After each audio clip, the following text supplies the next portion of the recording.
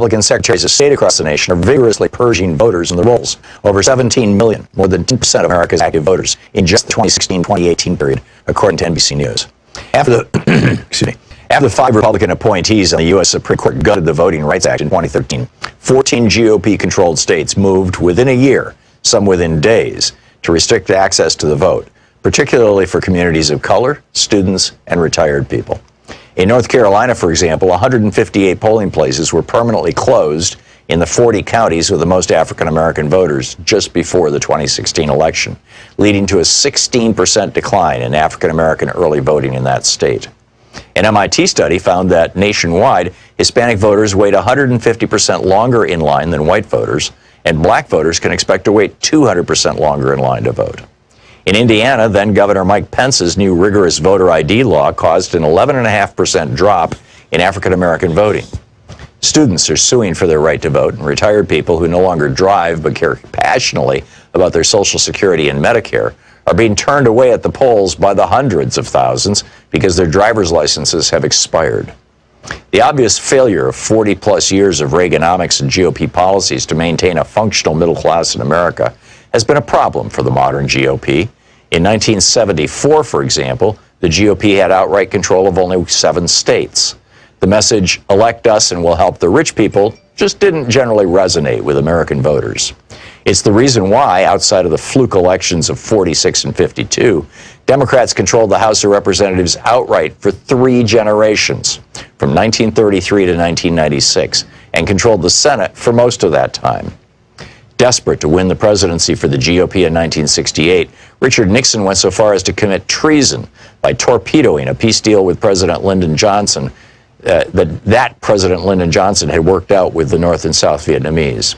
According to Abul Hassan Bani Sadr, then president of Iran, Ronald Reagan did the same thing by cutting a deal with Iran whereby they would hold on to the U.S. embassy hostages until after the 1980 presidential election, torpedoing Jimmy Carter's chances of re-election. But in 2000, the GOP changed tactics. After Reagan was almost busted for his part in Iran-Contra, he testified that he had forgotten about details of the program more than 80 times. His growing Alzheimer's spared him an indictment. They realized that getting busted for treason wasn't worth the risk. They needed a plan B, and it was deliciously simple. If most voters don't like what you're selling, then just don't let them vote. Paul Weyrich promoted this idea back in 1980 when he was campaigning for Reagan after co-founding the Heritage Foundation. And indeed, many Republican luminaries, such as William Rehnquist, who went from serving the GOP by standing in polling places and intimidating Hispanic and Native American voters in the 1960s, to becoming Chief Justice of the Supreme Court, rose up through the ranks by participating in Republican-run voter intimidation schemes. Voter suppression became the foundational go-to tactic for the GOP in 2000. Or at least the Senate Judiciary Committee. And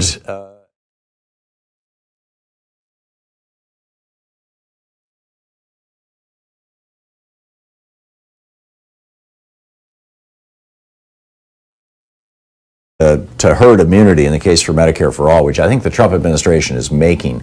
But number 2, the tax break that Amy Coney Barrett could be delivering to the billionaires who have sponsored her legal career and the legal careers of so many of these young judges who, the Federalist Society and their billionaire donors reached out to back when they were in law school and brought them into the warm embrace of this, right-wing bubble. There are 7 million people now in the United States who have COVID. They would lose the pre-existing condition protections, and we know that about half of them are probably symptomatic. That's around 3.5 million people. Of the people who are symptomatic, about a quarter of them have fairly serious complications, things like dementia and heart damage. And of the people who are symptomatic, around 4 or 5% of them end up in the hospital and dead. So, we have a total case fatality rate in the United States right now of 2.7%.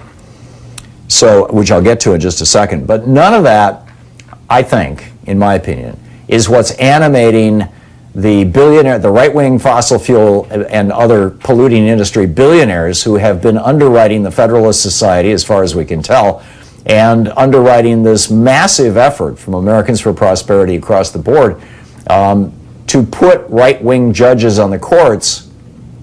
You know, the popular explanation is that they're doing it because they're so concerned about abortion. I guarantee you, right-wing billionaires don't give a damn about abortion. In fact, they are the least, likely to give a damn, because if they get somebody pregnant, and I'm saying this because the vast majority of them are men.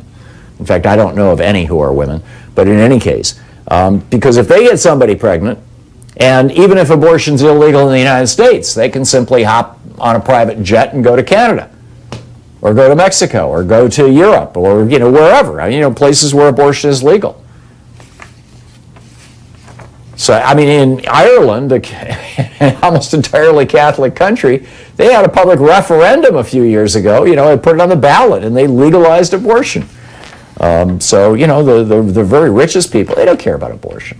They don't care about gun control, the Second Amendment, the Heller decision. That's not what they care about. They care about money.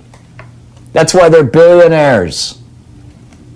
So here we have this summary of exactly what repealing the Affordable Care Act would do. Quote, the richest 0.1% of households whose annual incomes are greater than $3 million would receive tax cuts averaging $200,000 a year, while households with annual incomes over $1 million would receive tax cuts averaging over $40,000 a year. And then those total tax cuts would cost our country $30 billion in 2020, which is more than one-third the cost of the Affordable Care Act's expansion of Medicaid to low-income adults. It's enough to pay for the coverage for 4 million people. In addition, the pharmaceutical companies, they get a tax break of $2.8 billion. Meanwhile, it's now semi-official.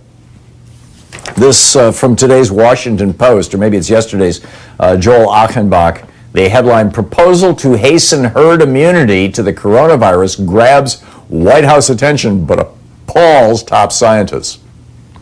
Alex Azar, the guy who, when he was the CEO of Eli Lilly, doubled the price of insulin, he's now the head of Health and Human Services. Because Trump has this just standing policy. Any agency that has regulatory power that can be used to make billionaires richer and average Americans poorer, we're going to put somebody in that position who is going to work to make billionaires richer and average people poorer. And Alex Azar is a great example of that, and he's in charge of HHS. A senior administration official, this from the Washington Post, the senior administration official told reporters in a background briefing call Monday that the proposed strategy, Alex Azar was talking about, our strategy for COVID, is basically herd immunity. Quote, the plan is endorsing what the president's policy has been for months. This is from the National Institutes of Health Director Francis Collins, NIH director, works for Alex Azar. The plan is endorsing what the president's policy has been for months. The president's policy, protect the vulnerable, prevent hospital overcrowding, and open schools and businesses. He's been very clear on that. Well, how do you do all those things at once? Without everybody wearing masks, without everybody being regularly tested and contact tracing? You don't. This is a herd immunity strategy. The person goes on to say, I don't think society has to be paralyzed. We know the harms of confining people to their homes. So the administration, the Trump administration, has embraced herd immunity. They're just saying, this is it. We're going to try and spread this virus as far as wide as we can. And Donald Trump, in the 20 days until the election, every single day wants to be out in front of thousands of people helping spread the virus in those communities. Now, we know that there's a couple of people in the hospital right now as a result of Trump's Minneapolis or Minnesota. It was some strange, I'm sure they don't think it's strange, but it's an unusual name for the town. I'm sorry, it's not at the tip of my tongue. And a bunch of infections have been traced to this, 2 of them hospitalized. His Tulsa rally spiked coronavirus all across Oklahoma. I mean, it's just, this is happening everywhere Donald Trump goes. As a few weeks later, you see this spike in infections. Well, that's actually their policy. Spread the disease. until 70% of Americans are infected. So we have 340 million people. 70% of that is 238 million people. All 238 million people will then be at risk for the known side effects of this, like dementia, strokes, heart damage, kidney damage, and severe chronic fatigue. But right now, according to Johns Hopkins, our case fatality rate is 2.7%. In other words, if 100 people get coronavirus, 2.7 of them will die. So if Trump's policy of infecting 238 million Americans, 70% of the population, to create herd immunity, if that policy is followed through and we have a case fatality rate of 2.7%, that means you have 6.4 million dead Americans. Now, you can just do the math. 2.7% of 238 million people is 6.4 million Americans dead. On top of that, we have multiple confirmed reports around the world, most recently just from Las Vegas a couple days ago. This, tested, checked, peer-reviewed science that people are getting reinfected by the coronavirus the same way that we periodically get reinfected with the flu and the common cold. Yeah, we get immunity to the flu and the common cold. That's why they go away until next year when the immunity fades or there's a new variation in the virus. So even after 6.2 million Americans have died, or 6.4 million Americans have died following Trump's herd immunity strategy, the other 238 million of us who are infected or who have been infected can get reinfected and have a brand new opportunity to die or have a stroke or have lifelong dementia. We are the only country in the world willing to pursue this stupid and deadly herd immunity policy, but we're also the only country in the world without a national health care system, which is at the core of any public health strategy. And that's the bottom line here. Until we have Medicare for all, until we have a national health care system, we're going to find it very, very difficult to do anything other than herd immunity. This is nuts. This pandemic is a wake-up call. We need Medicare for all, and we need it now. I'll pick up your calls after this, and then we'll get to the hearings a little later in the show when we come back on. This is the Thom Hartmann Program. The Senate Judiciary Committee is in a break for lunch right now. Stick around. We'll be right back.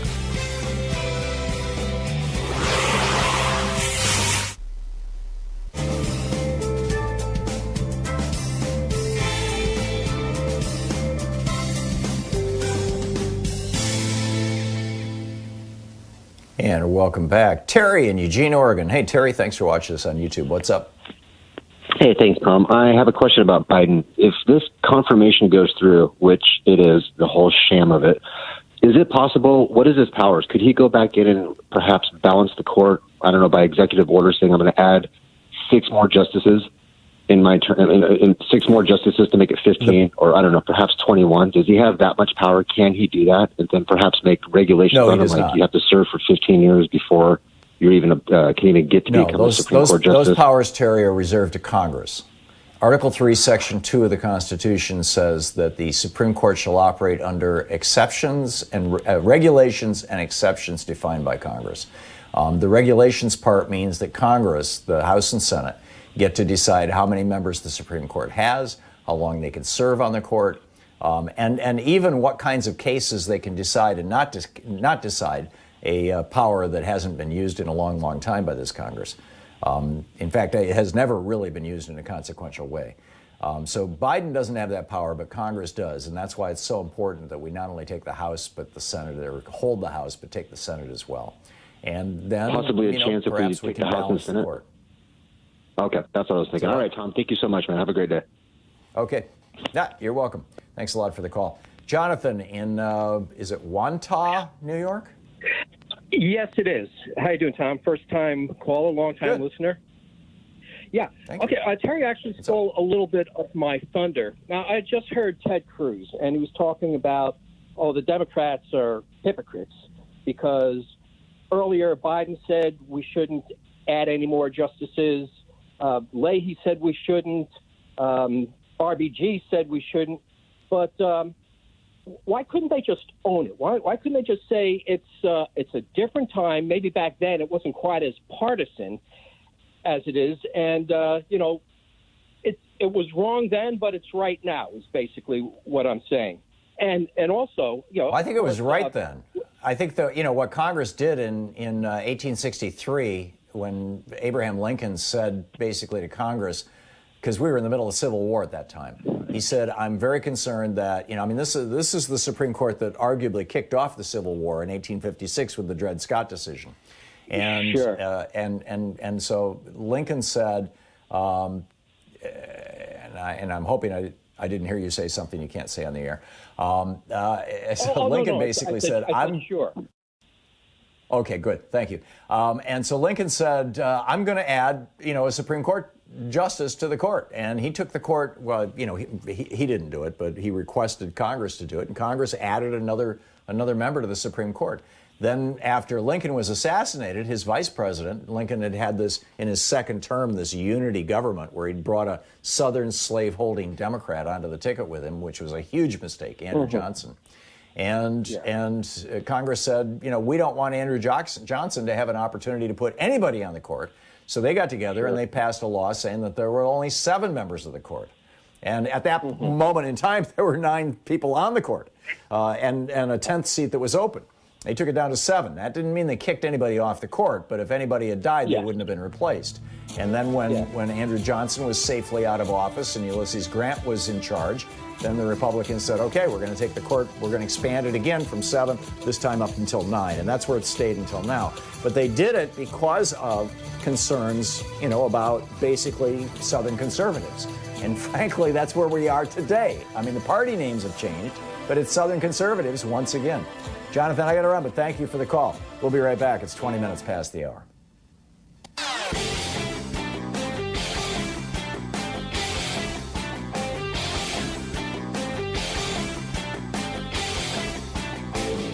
Share the Thom Hartmann Program with your friends. We're available on SiriusXM, Free Speech TV, Pacifica, commercial stations nationwide, YouTube, Twitter, Facebook, on the Thom Hartmann app, and you can even tell your smart speaker to listen to the Thom Hartmann Program.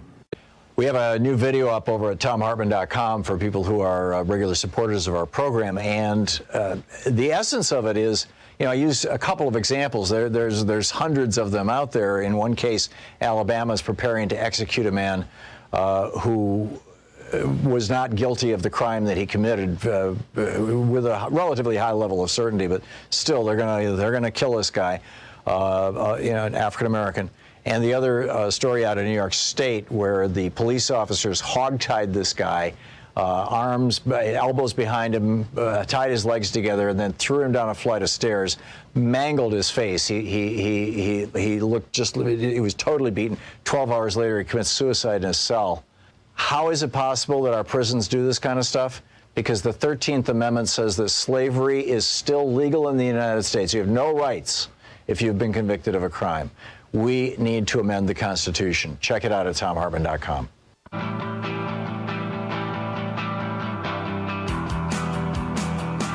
And welcome back. Thom Hartmann here with you. I'll give you the name of this town in Minnesota. Well, maybe not. I thought for sure it was. Oh yeah, here it is. This is in Mankato, Minnesota. Oh, Bemidji. Bemidji, that's the town. And by the way, Monday, Donald Trump was in a little town of 40,000 people in Florida doing a rally. Why would he go to a little town of 40,000 people? Sanford, Florida? Oh yeah, that's where Trayvon Martin was murdered. It took the media a month to figure out that Trump was going to Tulsa on Juneteenth because Stephen Miller told him to. And they never even blinked about his going to Sanford. It's just mind-boggling. Anyhow, let's pick up some of your phone calls here. Michelle in Dallas, Texas. Hey, Michelle, what's on your mind? Hi. Listen, I was calling about to see what you thought about the presentation that Senator Whitehouse did on yesterday. I think it was absolutely powerful because the American people have no idea the antics and in my opinion, the corruption that the Republicans have just created among the American people, among our republic. Yeah, I agree, Michelle. In fact, there's a 10-minute YouTube video of Sheldon Whitehouse doing his presentation yesterday, and I retweeted it last night saying if you watched absolutely nothing else in yesterday's hearings, or today's hearings is when I tweeted it, you must watch this. And that's still on my Twitter timeline, or whatever they call that thing, feed or whatever. And I completely agree with you. And he went after it again this morning. Go ahead. Oh, because now it's a 28-minute one on there as well, on YouTube as well. It was absolutely masterful. Okay, I will go looking for that, and I'll retweet the longer one. Michelle, thank you very much. It's great. Okay. Go ahead. Did you want to make another point? I think that the American people, they don't read. I think that they are so ill-informed until they don't understand what is at stake here. Right. Yeah, I'm with you, Michelle. And I would add that probably the reason why our media do not report on the kinds of things that Senator Sheldon Whitehouse, the Democrat from Rhode Island, was talking about yesterday, or Delaware, Rhode Island, I think. The things that he was talking about yesterday, he was basically talking about how billionaires are pulling the strings for our entire judiciary so that they will get judges on the courts who will rule to help them out. In everything from pollution cases to tax cases. That was what he laid out. And the reason the media doesn't talk about this is because the most of our media in the United States is owned by essentially the same people. It's, giant corporations and multimillionaires and billionaires who own them. And that's why it doesn't make it out. And God bless Sheldon Whitehouse. I actually went in and made a contribution to his, even though he's not running for election this year, it's not for another 2 years. But I went to his campaign website yesterday and tossed him a small donation just by way of saying, good on you. Michelle, thank you. Tyrone in Harlem, New York. Hey, Tyrone, what's up? How you doing, Tom? And it was Get your mouth up close to the microphone, Tyrone. I can't hear you. It sounds like you're in the bathroom. Yeah, I'm in the. Can you hear me now? Yes, sir. It's better now, right? Yeah, that was masterful, and the congressman did it again this morning.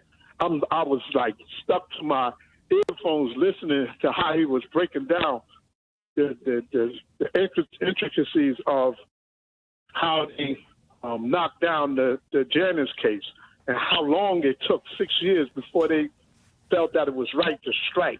But it was masterful. I'm gonna listen to it again because it's a lot of stuff. But what I was concerned about is, are people paying attention to the fact that Donald Trump told people to vote twice? He told his followers to vote twice. And if they don't think that these people are not going to do it, yes. And if you don't think these people are not going to do it, we got another thing coming. I think that was outrage number 16,212, and it just kind of slipped by. Tyrone, I don't think they're going to do it. I don't think they can pull it off. We've got pretty good protections against people voting twice. We do, but it's not going to stop them from trying. And the fact that when they interviewed that lady and they told her, if Trump tells you to wear a mask, would you wear it? Oh, yeah, I'll wear it then. Trump's telling people not to wear a mask, knowing they get all the information stating that this is what they need to do to protect themselves, and they won't do it. That's because he's going after herd immunity. And the story in the White House is, hey, we're all going to get it eventually. And, unless you're old or sick or black or Hispanic or Native American, you don't have to worry about it. So all those white people in the White House, they're they're chilling out. Tyrone, thank you for the call. Spot on. We'll be back. In all probability, the hearings will be back when we come back from this break. We'll see how it shakes out. You're listening to the Thom Hartmann Program. Call 202-808-9925. Or at least we'll carry the Democrats asking questions. After Ted Cruz's disgusting performance this morning, I'm not so inclined to carry the Republican. We'll see.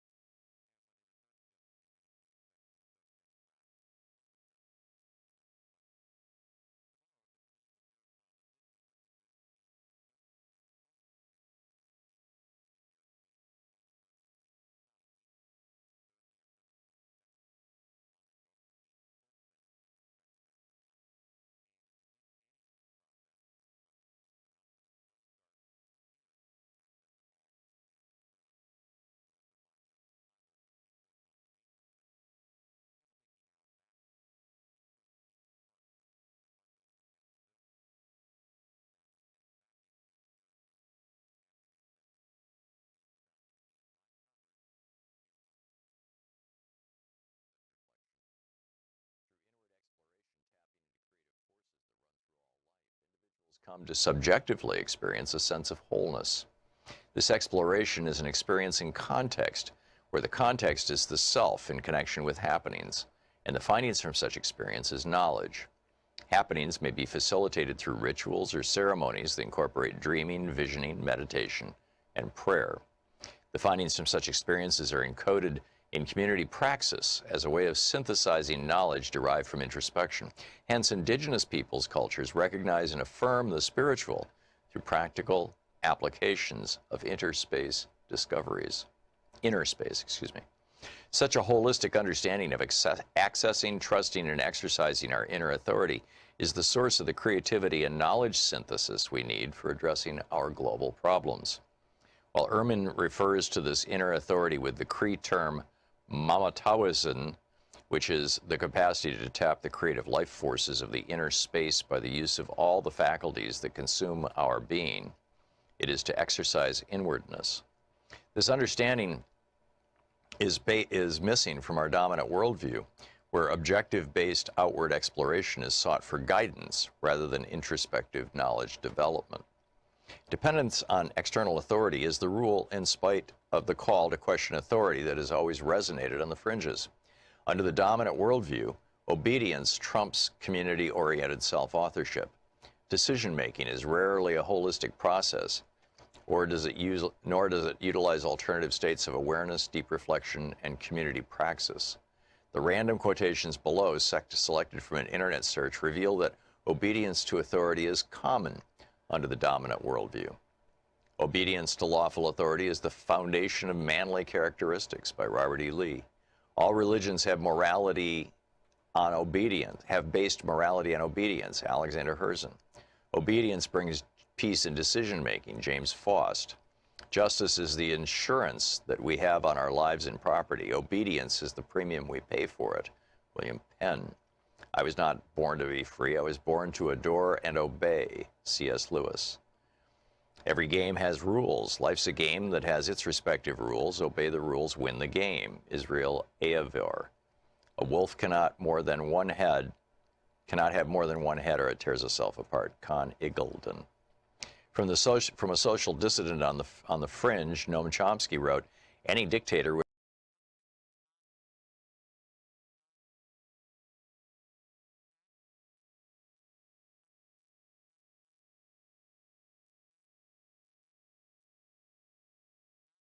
hearing, which unfortunately has been plopped in the middle of this election. This morning you had, I would call it an academic discussion with Chairman Graham about the doctrine of severability, and that's about if you can uphold part of a statute but throw out another part of it. And you correctly said there is a presumption to save the statute if possible. So I want to be really clear with the American people that the Trump administration's own brief, this is the position of the Trump administration, filed by the Trump Justice Department, says that the entire Affordable Care Act must fall. That is the position of the Trump administration going into this case that's going before the Supreme Court in a few weeks. Judge, you clerked at the Supreme Court. Does the Justice Department's brief that they have filed represent the administration's and therefore the president's position before the Supreme Court? The Solicitor General is the government's advocate before the court. Right. Yes, that would represent the United States. Right. And if the brief didn't represent the president's position, he would have the Solicitor General and the Justice Department withdraw the brief. Is that right? I believe so, yes. Okay. I just wanted to make that clear to the chairman and to everyone out there that while there is this doctrine to separate stuff and to try to uphold part of the statute, like maybe pre-existing conditions or doing something about keeping your kids on the insurance, the position of the Trump administration is to throw the whole thing out. The second thing I want to make clear is that you have been nominated to the highest court in the land, and you will be the deciding vote in many cases that will affect people's lives. And I appreciated that you've said it's not the law of Amy. It's not your law. But the point is that you will be in a really important position. I think that's one of the reasons that they're trying to ram through this process right now. And while you're not saying how you're going to rule on cases, as I said yesterday, I've been following the tracks, and the only way for the American people to figure out how you might rule is to follow your record and to follow the tracks. And we know this. You've said you consider Justice Scalia one of the most conservative judges in our nation's history as a mentor. You've criticized the decision written by Justice Roberts upholding the Affordable Care Act. In a 2015 NPR interview, you praised the dissent by Justice Scalia in another Affordable Care Act case, saying the dissent had the better of the legal argument. You signed your name to a public statement featured in an ad that called for an end to what the ad called the barbaric legacy of Roe v. Wade, which ran on the anniversary of the 1973 Supreme Court decision. You wrote your own dissent disagreeing with longstanding court rulings on gun safety, expressing your legal opinion that some felons should get guns, and you once discussed a dissent in the marriage equality case, asking whether it was really the Supreme Court's job to make that decision. So to me, these tracks lead us to one place, and that is that you will have the polar opposite judicial philosophy of Justice Ginsburg.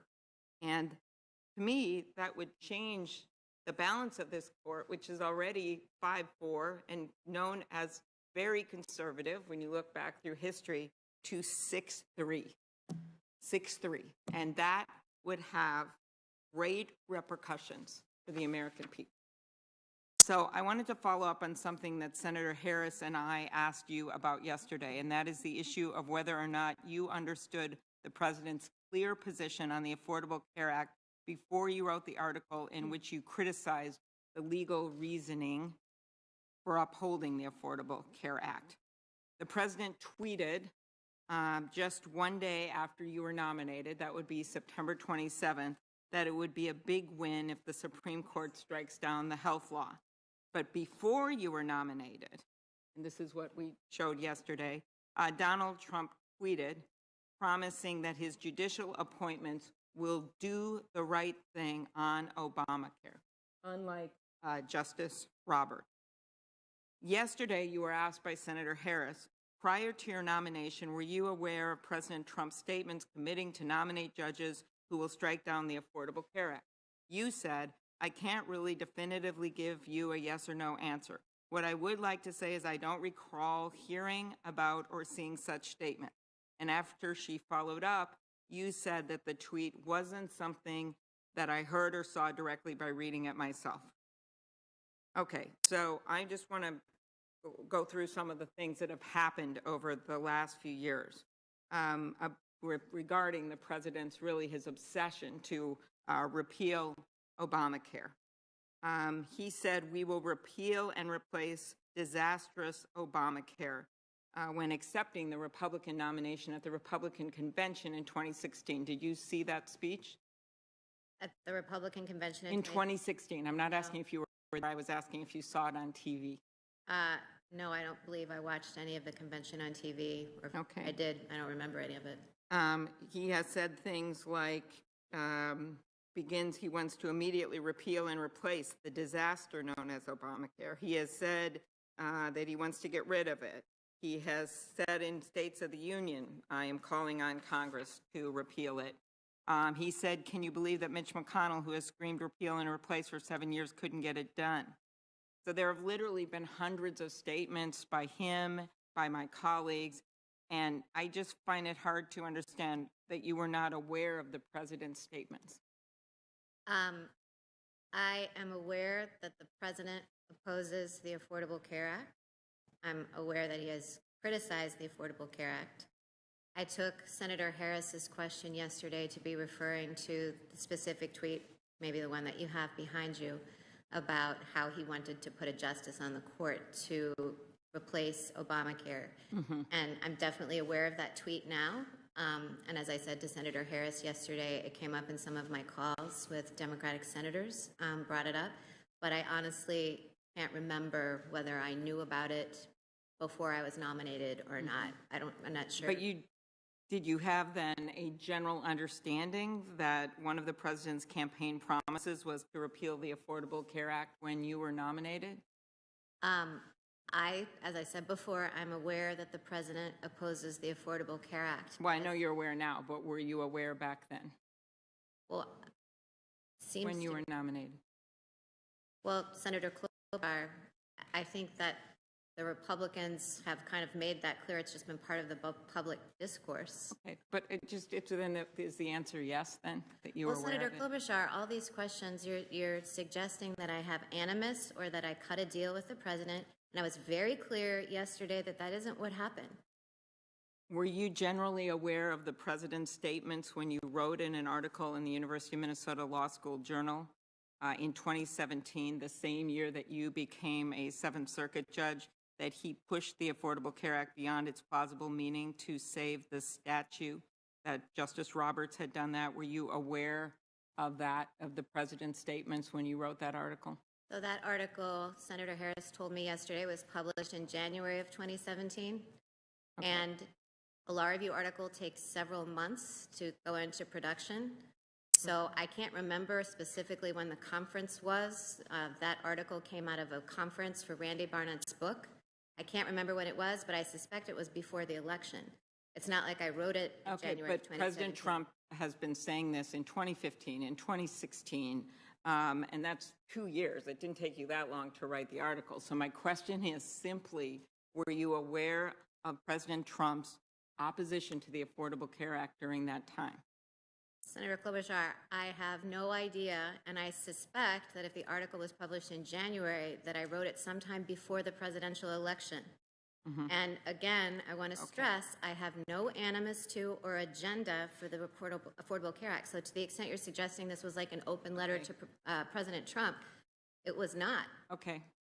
In the 2017 University of Minnesota Law School Journal that we just discussed, one of the things you said is, there is a risk that a faction can run away with the legislative process, but there is also a risk that a faction will conscript courts into helping them win battles they have already lost fair and square. That's something you wrote in that article? I did. I was responding to an argument made by Randy Barnett in his book, Our Lost No, I don't know if it was Our Lost Constitution or not, but yes. So, I mean, that is what I'm afraid has happened here. They have tried 70 times, the Republicans in Congress, to overturn Obamacare. And now they're bringing this case to the court, and you are going to be sitting on the court. And I find it very hard to believe that you didn't understand that when you wrote the article. So there's one other piece of this, and that is the effect on the economy. And we all know this has been very difficult. My colleagues know this. According to one Yelp study, more than 800 businesses have closed every day. 30 million people were out of work at the height of the pandemic. We're still down 10 million jobs. And so one of the things that's been going on here is we've seen more and more consolidation, and leading me to antitrust. And that part of this, I think, is the COVID relief package we have to pass, but also antitrust. Competition is a driving force of our economy. Justice Ginsburg, at her nomination hearing, described the Sherman Act as a broad charter. She said that free enterprise is the spirit of the antitrust laws, and the courts construe statutes in accord with the essential meaning that Congress had for passing them. Do you agree with her statement? The Sherman Act is broadly worded, insofar as it prevents contracts, combinations, and conspiracies in restraint of trade.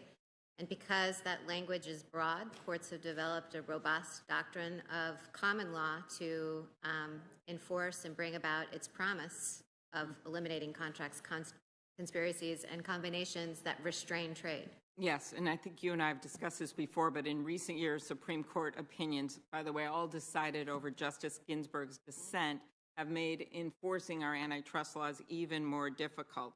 As a textualist, how would you reconcile the broad language of the Sherman Act with recent judicial precedent that has substantially narrowed the application of the statute in practice? Let's see, I can say as a textualist how I would approach the Sherman Act. And in the case of the Sherman Act, you're right that it's broad language. The text of the Sherman Act, as the court has determined over time, essentially permits the court to develop a common law. So I think, I haven't really had occasion to decide very many antitrust cases on the Seventh Circuit. but it's an area, because it's largely been left to judicial development, that is controlled by precedent for the most part. It is, and that's my concern right now, is that it has been so narrowed in its interpretation of the Sherman Act, the Clayton Act, that it's almost become impossible for people to bring those cases in any big way. I want to turn to something we talked about yesterday, which is elections. You worked on the recount in Florida that was related to the Bush v. Gore case, including on an absentee ballot issue on behalf of the Republican side of that case. Is that right? I did work on Bush v. Gore. I did work on behalf of the Republican side. To be totally honest, I can't remember exactly what piece of the case it was. There were no Don't worry, I'm not going to ask you that. Okay. We're in the middle of a global pandemic that is forcing voters to choose between their health and their vote. Are absentee ballots, or better known as mail-in ballots, an essential way to vote for millions of Americans right now? That's a matter of policy on which I can't express a view. To me, that just feels like a fundamental part of our democracy. But okay, let's try this. Have you ever voted by mail? I can't recall a time that I voted by mail. It may be in college that I did when I was living away from home, but I can't, as I'm sitting here, specifically recall a time I voted by mail. Do you have friends or family that have voted by mail or are voting by mail? I have had friends or family vote by mail. And you understand we're operating in a moment where the president is undermining vote by mail, even though a number of Republican governors and Republican senators are supportive of it. Many argue that Bush v. Gore, and back to your earlier work, hurt the court's legitimacy. If you are confirmed, the Supreme Court will have not one, not two, but 3 justices, you, Justice Kavanaugh, and Chief Justice Roberts, who worked on behalf of the Republican Party in matters related to the Bush v. Gore case. Do you think that that's a coincidence? Senator Klobuchar, if you're asking me whether I was nominated for this seat because I worked on Bush versus Gore for a very brief period of time as a young associate, that doesn't make sense to me. I just think it's such a coincidence to me. I actually didn't know it until yesterday. But will having justices with this background, 2 of whom were appointed by the current president, decide any cases related to the upcoming election, do you think that will undermine the legitimacy of the court? Asking whether something would undermine the legitimacy of the court or not seems to be trying to elicit a question about whether it would be appropriate for justices who participated in that litigation to sit on the case rather than recuse. And I went down that road yesterday saying it's a legal question. You said you wouldn't recuse. That's why I thought it was That isn't what I said. I said I wouldn't commit. I wouldn't pre-commit. You're right. You said you wouldn't announce your decision on recusal, and you wouldn't commit to recusing. But again, I think the public has a right to know that now 3 of these justices have worked on the Republican side on a major, major issue related to a presidential election. One thing I wanted to revisit quickly, Smiley v. Home. The reason I asked about that is that this would be unprecedented when right now we're in an unprecedented time where we have a president who refuses to commit to a peaceful transfer of power, working to undermine the integrity of this election. And yesterday you wouldn't commit to recuse yourself from the case we just talked about. But now we're considering your confirmation to the highest court in the land in the midst of this election. And in Smiley v. Home, where the Supreme Court held that a governor is part of the legislative process, and therefore a legislature cannot unilaterally change election rules, that could be very important because we have a number of swing states where we have a legislature of one party, governor of the other. And we have this precedent that has been on the books for nearly 90 years. Do you think that that is established Supreme Court precedent? It said that a governor is part of the legislative process. I actually am not familiar with that case, but it is precedent. Obviously, it's a precedent of the court. Okay. I wanted to turn to one last issue, and that is First Amendment and freedom of the press, near and dear to my heart. My dad was a journalist. He would go everywhere for a good story and cared a lot about freedom of the press. And regrettably, our right to a free and independent press is under assault. We have witnessed unprecedented attacks on journalists and journalism in the past several years. Our president frequently uses his Twitter account to attack news organizations. He has accused the media of being fake news and called them the enemy of the people. Obviously, we also have journalists overseas that are under attack by dictators. I want to pay special tribute to those brave journalists whose dogged pursuit of the truth never wavered despite threats of imprisonment, violence, and even death. Journalists like Jamal Khashoggi and the men and women of the Capitol Gazette. Their legacy is proof that fear will not silence fact. The founders recognized that a free press is vital to a vibrant and strong democracy, and that's why we need Supreme Court justices who understand the importance of protecting the right of journalists. First Time v. Sullivan, you know that's a landmark ruling and with the support of the First Amendment protections for the press and protecting journalists unless they say something untrue with actual malice. Justice Thomas has expressed skepticism with that case, writing in his concurrence in McGee v. Cosby that if the Constitution does not require public figures to satisfy an actual malice standard in state law defamation suits, then neither should we. Do you agree with Justice Thomas that the court should reconsider the actual malice standard because it is inconsistent with the original meaning of the Constitution? Well, Senator Klobuchar, I can't really express a view on either New York Times v. Sullivan or Justice Thomas's critique of it without violating the principle that I've repeatedly stated that all nominees follow, that, I can't comment on matters of litigation or grade precedents that the court has already decided. I also want to ask you about how journalists have been deterred from doing their jobs under the threat of jail time.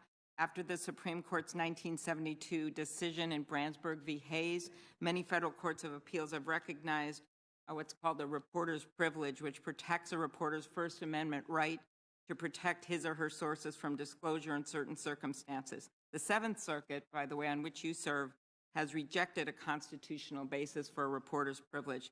Under its original public meaning, does the First Amendment protect a reporter's decision to protect a confidential source? Well, again, that would be eliciting a legal conclusion from me, which I can't answer in a hypothetical form in the hearing. It's also a question, as you point out, that's closely related to the ones that are being litigated.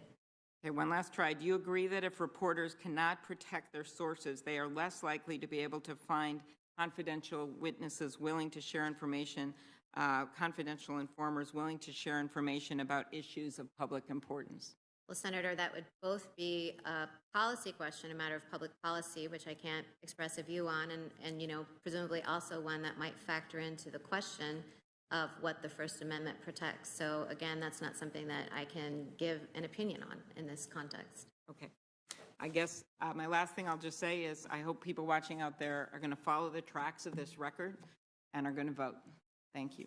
Thank you. Senator Sass. Thank you, Chairman. Welcome back, Judge Barrett.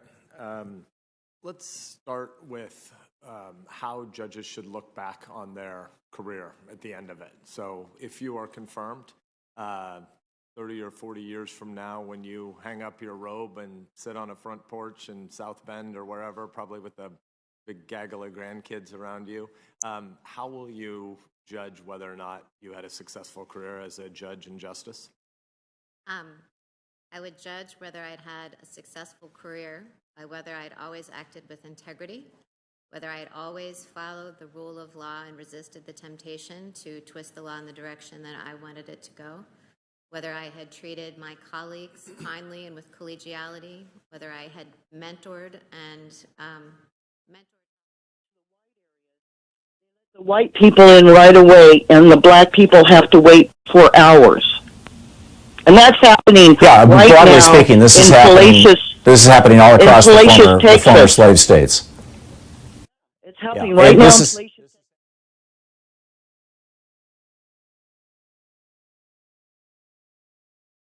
And thank you for pointing that out.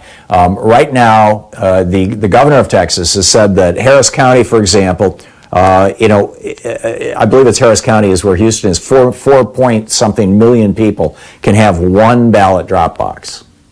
There's a large black population there as well, but it's a major city. Major cities tend to vote Democratic. And we're seeing the same thing in Georgia. We're seeing, literally people were standing in line for 10 and 11 hours yesterday to vote in Georgia. It's the same thing in Texas. This is a crime against democracy. It's happening right in front of us. People are like, oh, look at that. People are willing to stand in line 10 hours to vote. Isn't that wonderful? It means they really care. No, it's not wonderful. This is voter suppression. I'm a white guy who has lived in relatively affluent white neighborhoods most of my life. And the 3 years that Louise and I lived in a trailer out in the woods, we were in New Hampshire, which was a white state. I have never in my life had to wait more than 15 minutes at the most to vote. But any state, or any state where you've got large Democratic cities or cities with a lot of Democrats in them, in a state that is controlled by Republicans, and Georgia and Texas are at the top of this list, but it's happening in Louisiana. It's happening all across the South, the former Confederacy.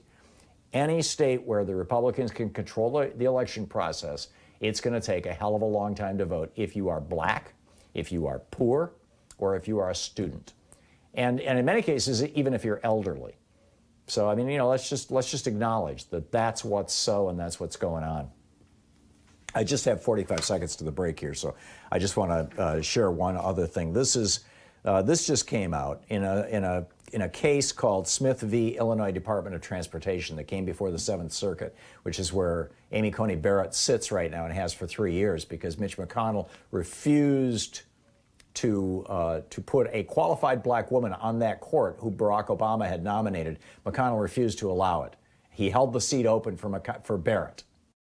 And in this case, Smith v. Illinois, a black man had sued saying that the N-word was being used in his workplace. And she wrote, "The N-word is an egregious racial epithet. That said, Smith can't win simply by proving that the word was uttered. He must also demonstrate that the use of this word altered the conditions of his employment and created a hostile or abusive working environment."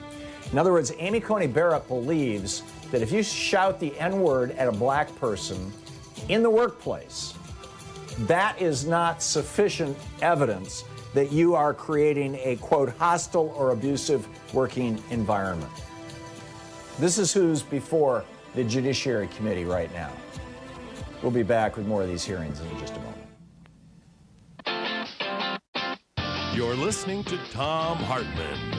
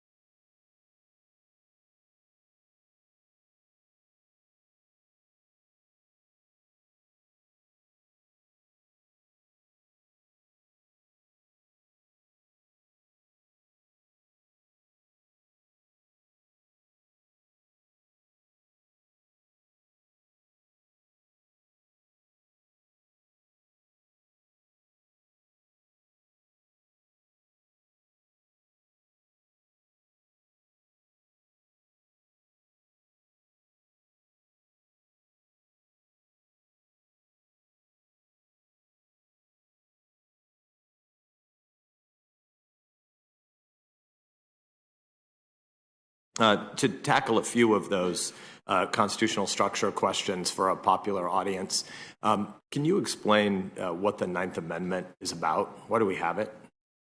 Well, it's often treated as a rule of interpretation. There's not a lot of substantive doctrine or any substantive doctrine under it. It's preserving.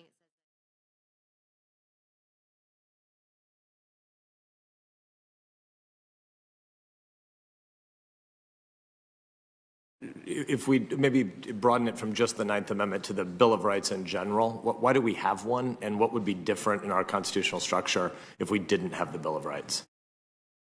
If we didn't have a Bill of Rights, we wouldn't have particular rights singled out for special protection. As I'm sure you know, Senator, The Bill of Rights was added in 1791 because during the debate about the ratification of the original Constitution, many states objected to the fact that there was no Bill of Rights.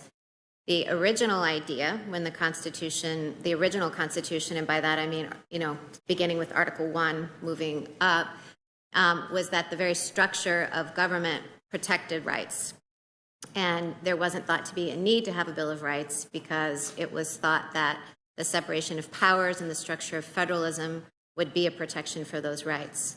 But those who really felt like they wanted the additional protection of the Bill of Rights prevailed, and James Madison drafted them, and they were ratified in 1791.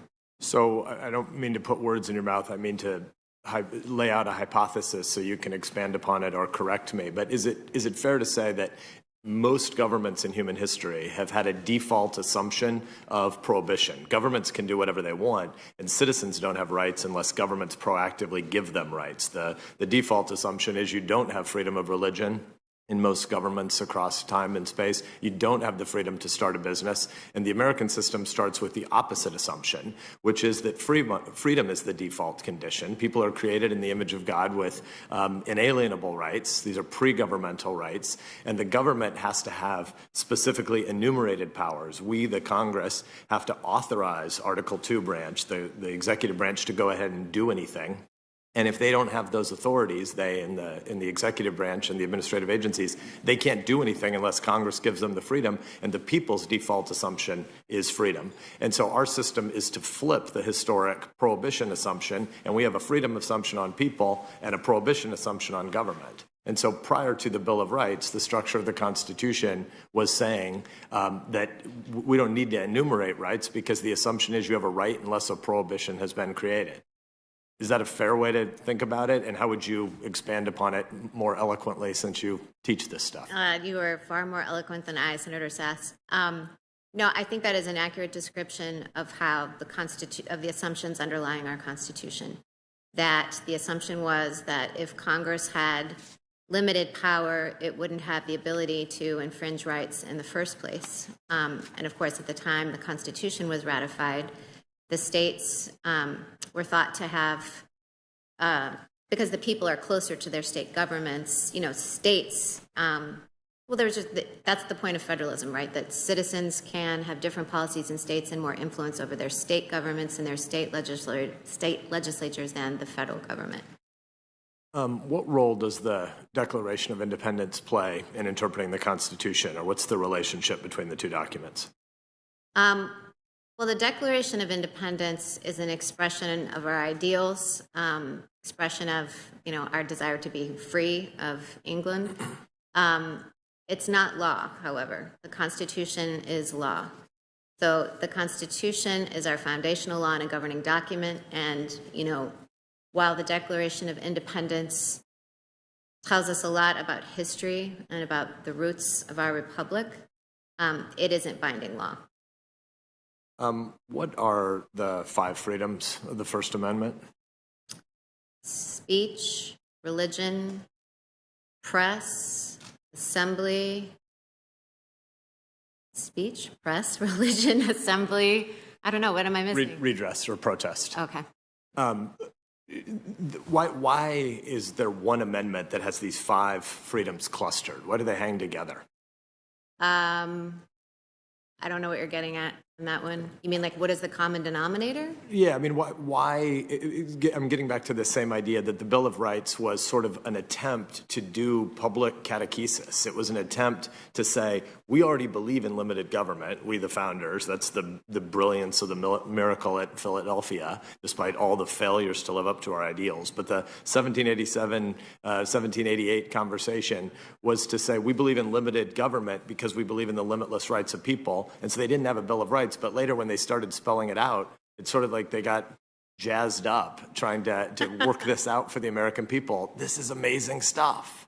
And so I'm just wanting to hear you reflect a little bit on the glories of the First Amendment, even though it wasn't needed as a part of the structure at the beginning. Once they added it, why 5 of them in the same amendment? I don't know why, actually, as a historical matter, those were grouped. I'm sure there's a story that I don't know there about why those appeared in the First Amendment altogether rather than being split up in different amendments. I mean, assembly and protest and speech bear more relation to one another than necessarily free exercise, say. But I think, they are in the First Amendment, and I think that reflects that those were core values, that reflects that the states who ratified the Constitution, the original Constitution, on the understanding that a Bill of Rights would be added, wanted protections like that to be included because they were really core to what the new Americans thought was going to be America. Thank you. I agree with you, and I think that some of why it's so useful to think about the five together in my mind is because you don't really have freedom of religion if you don't also have freedom of assembly. If you can't gather with your co-religionists, you don't really have freedom of speech if you can't also publish your beliefs and advocate for them. You don't really have any of those freedoms if you can't protest times and seek the redress of grievances in times when government oversteps and tries to curtail any of those freedoms. And I think some of the important questions about judicial modesty in some of the last 3 days of hearings are very relevant and prudent to have had. But I also think there are times when there's been questioning that you've been put through that has implied that because you have free assembly rights as an individual, when you were a faculty member or as a wife and mom and neighbor in South Bend, when you signed something walking out of church, that sort of implied that there was something inappropriate, when the default assumption in our system is that we all have these freedoms because the civil society associations that we have are where we actually find happiness, meaning, joy, and love. I mean, one of the things that not just judges were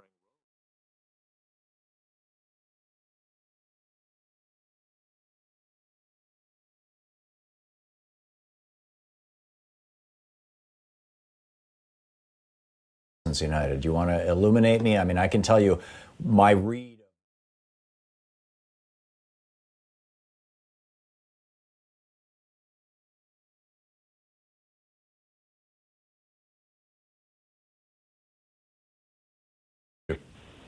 Well, it's what he didn't say. He just said, you want to know what Citizens United is? Everybody's talking about it. Well, all it was Democrats didn't want a critical video made of Hillary Clinton, so they didn't want any freedom of speech. Oh, yeah, I did catch part of that. Books.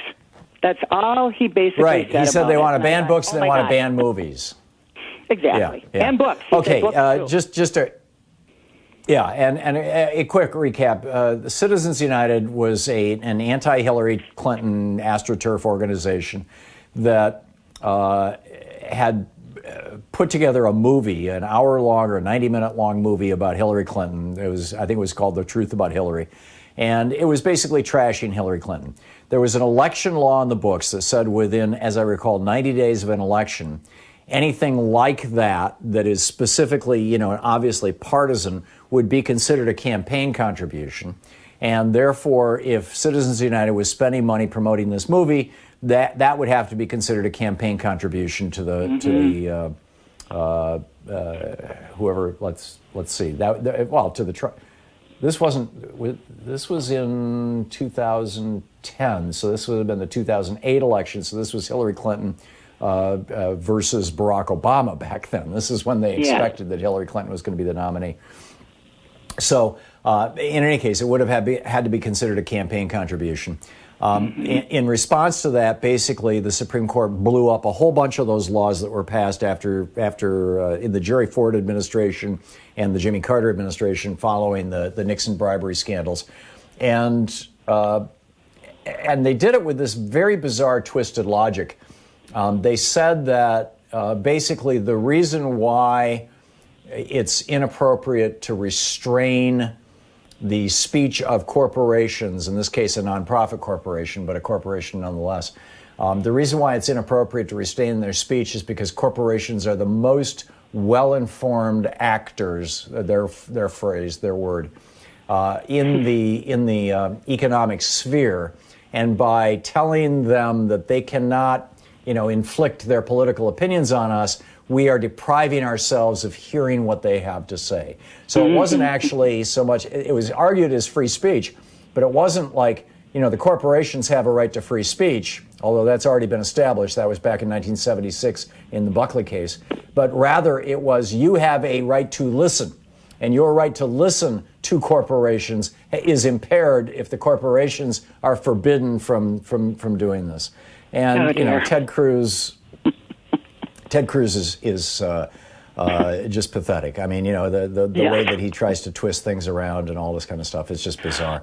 I strongly encourage, Barb, you and anybody else who's listening to, you could very easily Google Justice Stevens's dissent in the Citizens United case. It was joined by Ruth Bader Ginsburg and Breyer and I'm not sure who else was on the court at that point in time in 2009, 2010. But that dissent it's not long. It runs a couple pages, and it summarizes the case and points out the stupidity of the way that it was decided, that this was just a naked power grab by giant corporations and right-wing billionaires. And it's really worth reading. Thank you for explaining to America the truth. I knew you would. By the way, Trump is in Wisconsin again today at more super spreader events, so look out. Oh, I'm so sorry for you, Barb. Stay safe. I know. Hey, thank Barb, you I got to very run, much but thank you for the call. Yep, good talking to you. Liz in Los Angeles. Hey, Liz, what's up? Hi, good morning. My concern is we live in a very diversified country, politically, but also religiously and ethnically, and it seems to me totally inappropriate to have another Opus Dei member. This Opus Dei is a secret society within the Catholic religion. And I understand the current nominee is a member of that group. And we How do you already know have that, Liz? I have not seen that reported anywhere. I've heard it, and I heard on KPFK. She is a member of People of Praise, which is this little Catholic cult with 1,700 members. Are you sure you're not mixing them up? No. And in addition, I heard it was also Opus Dei. But we have 4 other justices that are members of that. And they're all Catholic. Right. And they're all picked out by this man, Leonard Leo. Who is this man? And why is he picking official officers? And we should have... He's also a right-wing Catholic. Yeah. Well, I assume that's and he runs the Federalist Society, which has funneled all these, every single one of the judges. Donald Trump has now appointed a third of if she passes, a third of the Supreme Court and a quarter of all federal judges have come out of Trump, which means 100% of them came out of the Leonard Leo and the Federalist Society. Yeah, and that's totally inappropriate. That is not a reflection of our population and our people. And besides, I'm a Lutheran, and you know what Lutherans are. But well, there's no Lutherans on the court. In fact, there's no Protestants at all on the court, to the best of my knowledge. This is the situation. Liz, I got to move along, but thank you for the call. And again, on Opus Dei with Amy Barrett, I just don't know. Amy Coney Barrett. Chris in Littleton, Colorado. Hey, Chris, what's up? Yeah, hello, Tom. I wanted to bring up the most important reason for everyone to get out and vote. Scientists say we only have a few short decades to stop pumping carbon in the atmosphere and go to a green economy, or else we could reach a point of no return. And I just wanted to say that is the most important reason to vote. We need to elect the right people into office to put in a green economy. I'm with you. And the fate and future of life on Earth is at stake, or at least the life that we know on Earth. Yeah, the Earth could be terribly altered, or we could be, we might not even survive, And there are only a few short political terms left in a few short decades. So the people we elect now well, this is really... what the IPCC told us. We had 10 years, and that was, 4 years ago? Yeah. So you're looking at the next few terms are incredibly important who gets into office. And our current government I is completely agree. subsidizing. The current government is subsidizing the fossil fuel industry to the tune of hundreds of billions of dollars. I mean, we should be outraged at that. Yeah, and I am outraged at that, and it needs to come to an end. Instead of subsidizing the fossil fuel industry, we need to be taxing them to pay for the damage that they're doing, whether it's people, the tens of thousands of people who get cancer from air pollution caused by the fossil fuel industry, or COPD and other lung diseases caused by the fossil fuel industry, or whether it is, the damage, the wildfires, the hurricanes, the tornadoes, the derecos, or whatever it may be. All of these things that are the direct consequence of global warming, the fossil fuel industry should be paying for. We'll be back. This is the Thom Hartmann Program. Chris Coons of Delaware is now talking to Amy Coney Barrett. So let's go to the Senate Judiciary Committee hearings. We'll be back.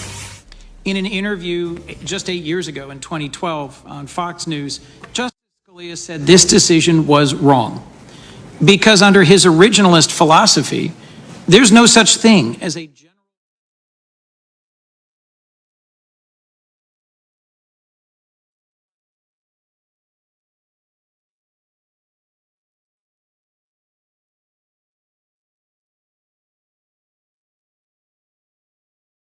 Do you agree with him that Griswold was wrongly decided, and thus states should be able to make it illegal to use contraceptives if they so chose? Well, Senator, as I've said a number of times, I can't express a view, yes or no, A+ or F. In my other capacity, I get to grade, but not in this particular capacity with respect to precedent. I think that Griswold is very, very, very, very, very, very unlikely to go anywhere. In order for Griswold to be overruled, you or a state legislature would have to pass a law prohibiting the use of birth control, which seems, shockingly unlikely. And then a lower court would have to buck Supreme Court precedent and say, we're not following Griswold. Again, seems very unlikely. So I think that it's an academic question that wouldn't arise, but it's something that I can't opine on, particularly because it does lie at the base of substantive due process doctrine, which is something that continues to be litigated in courts today. Well, just for the benefit of those watching, Judge Barrett, as I think you well know, your predecessors talked about Griswold in detail. Chief Justice Roberts said he agreed with the Griswold court's conclusion. He shared your view that he's comfortable commenting because it doesn't appear to be an area that would ever come before the court. Justice Alito, Justice Kavanaugh said essentially the same thing, that they'd agreed. In fact, Justice Kagan, who you've been citing on the no grading, said, I do, that she's willing to speak to it. And as every nominee has, I do support the result in Griswold.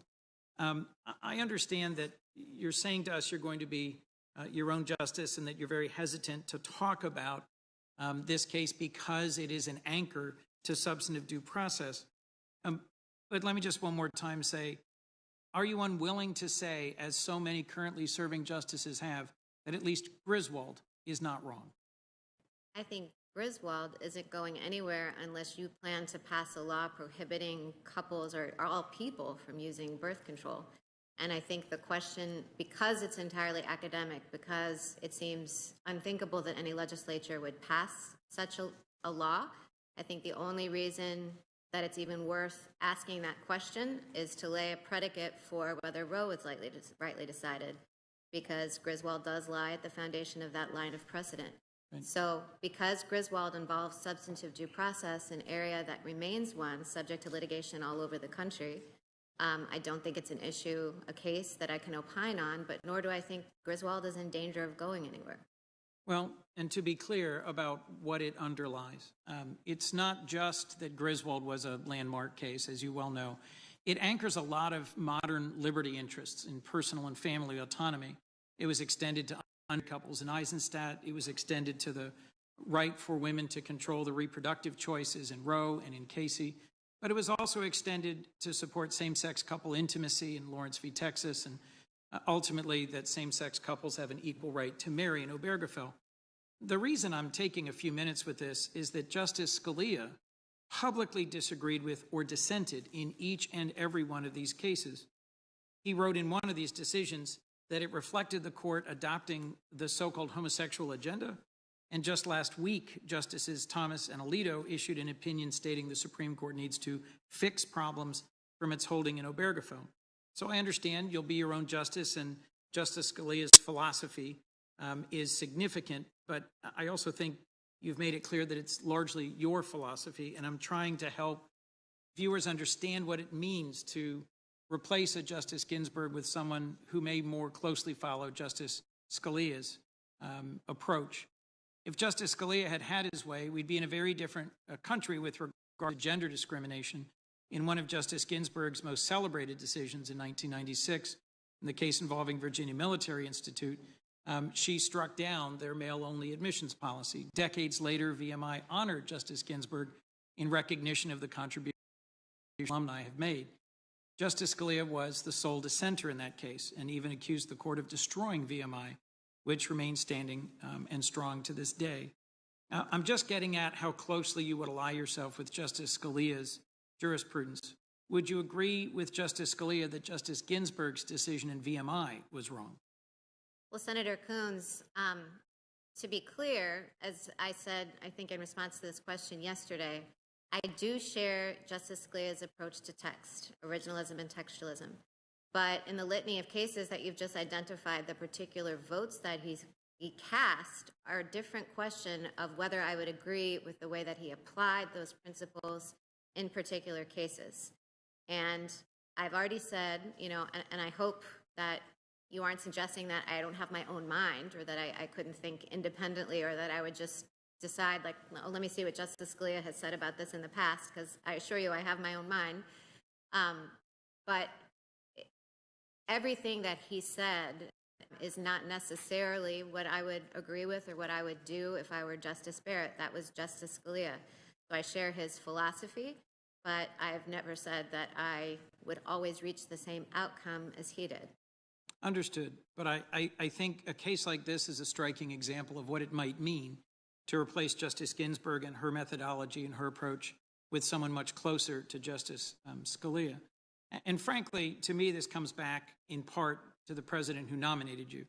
President Trump did not nominate you to carry on Justice Ginsburg's legacy. He nominated you because he wants to undermine or change or shift that legacy. And he's been very clear repeatedly before you were chosen about his intent to nominate justices in the mold of Justice Scalia. You recognized yesterday in an exchange with Senator Leahy that replacing Justice Scalia with Justice Garland, had Judge Garland become Justice Garland, would have changed the balance of the court. It's something you wrote about in 2013 in the Texas Law Review. You recognize these balance shifts are why Supreme Court nominations are so much at issue in presidential elections.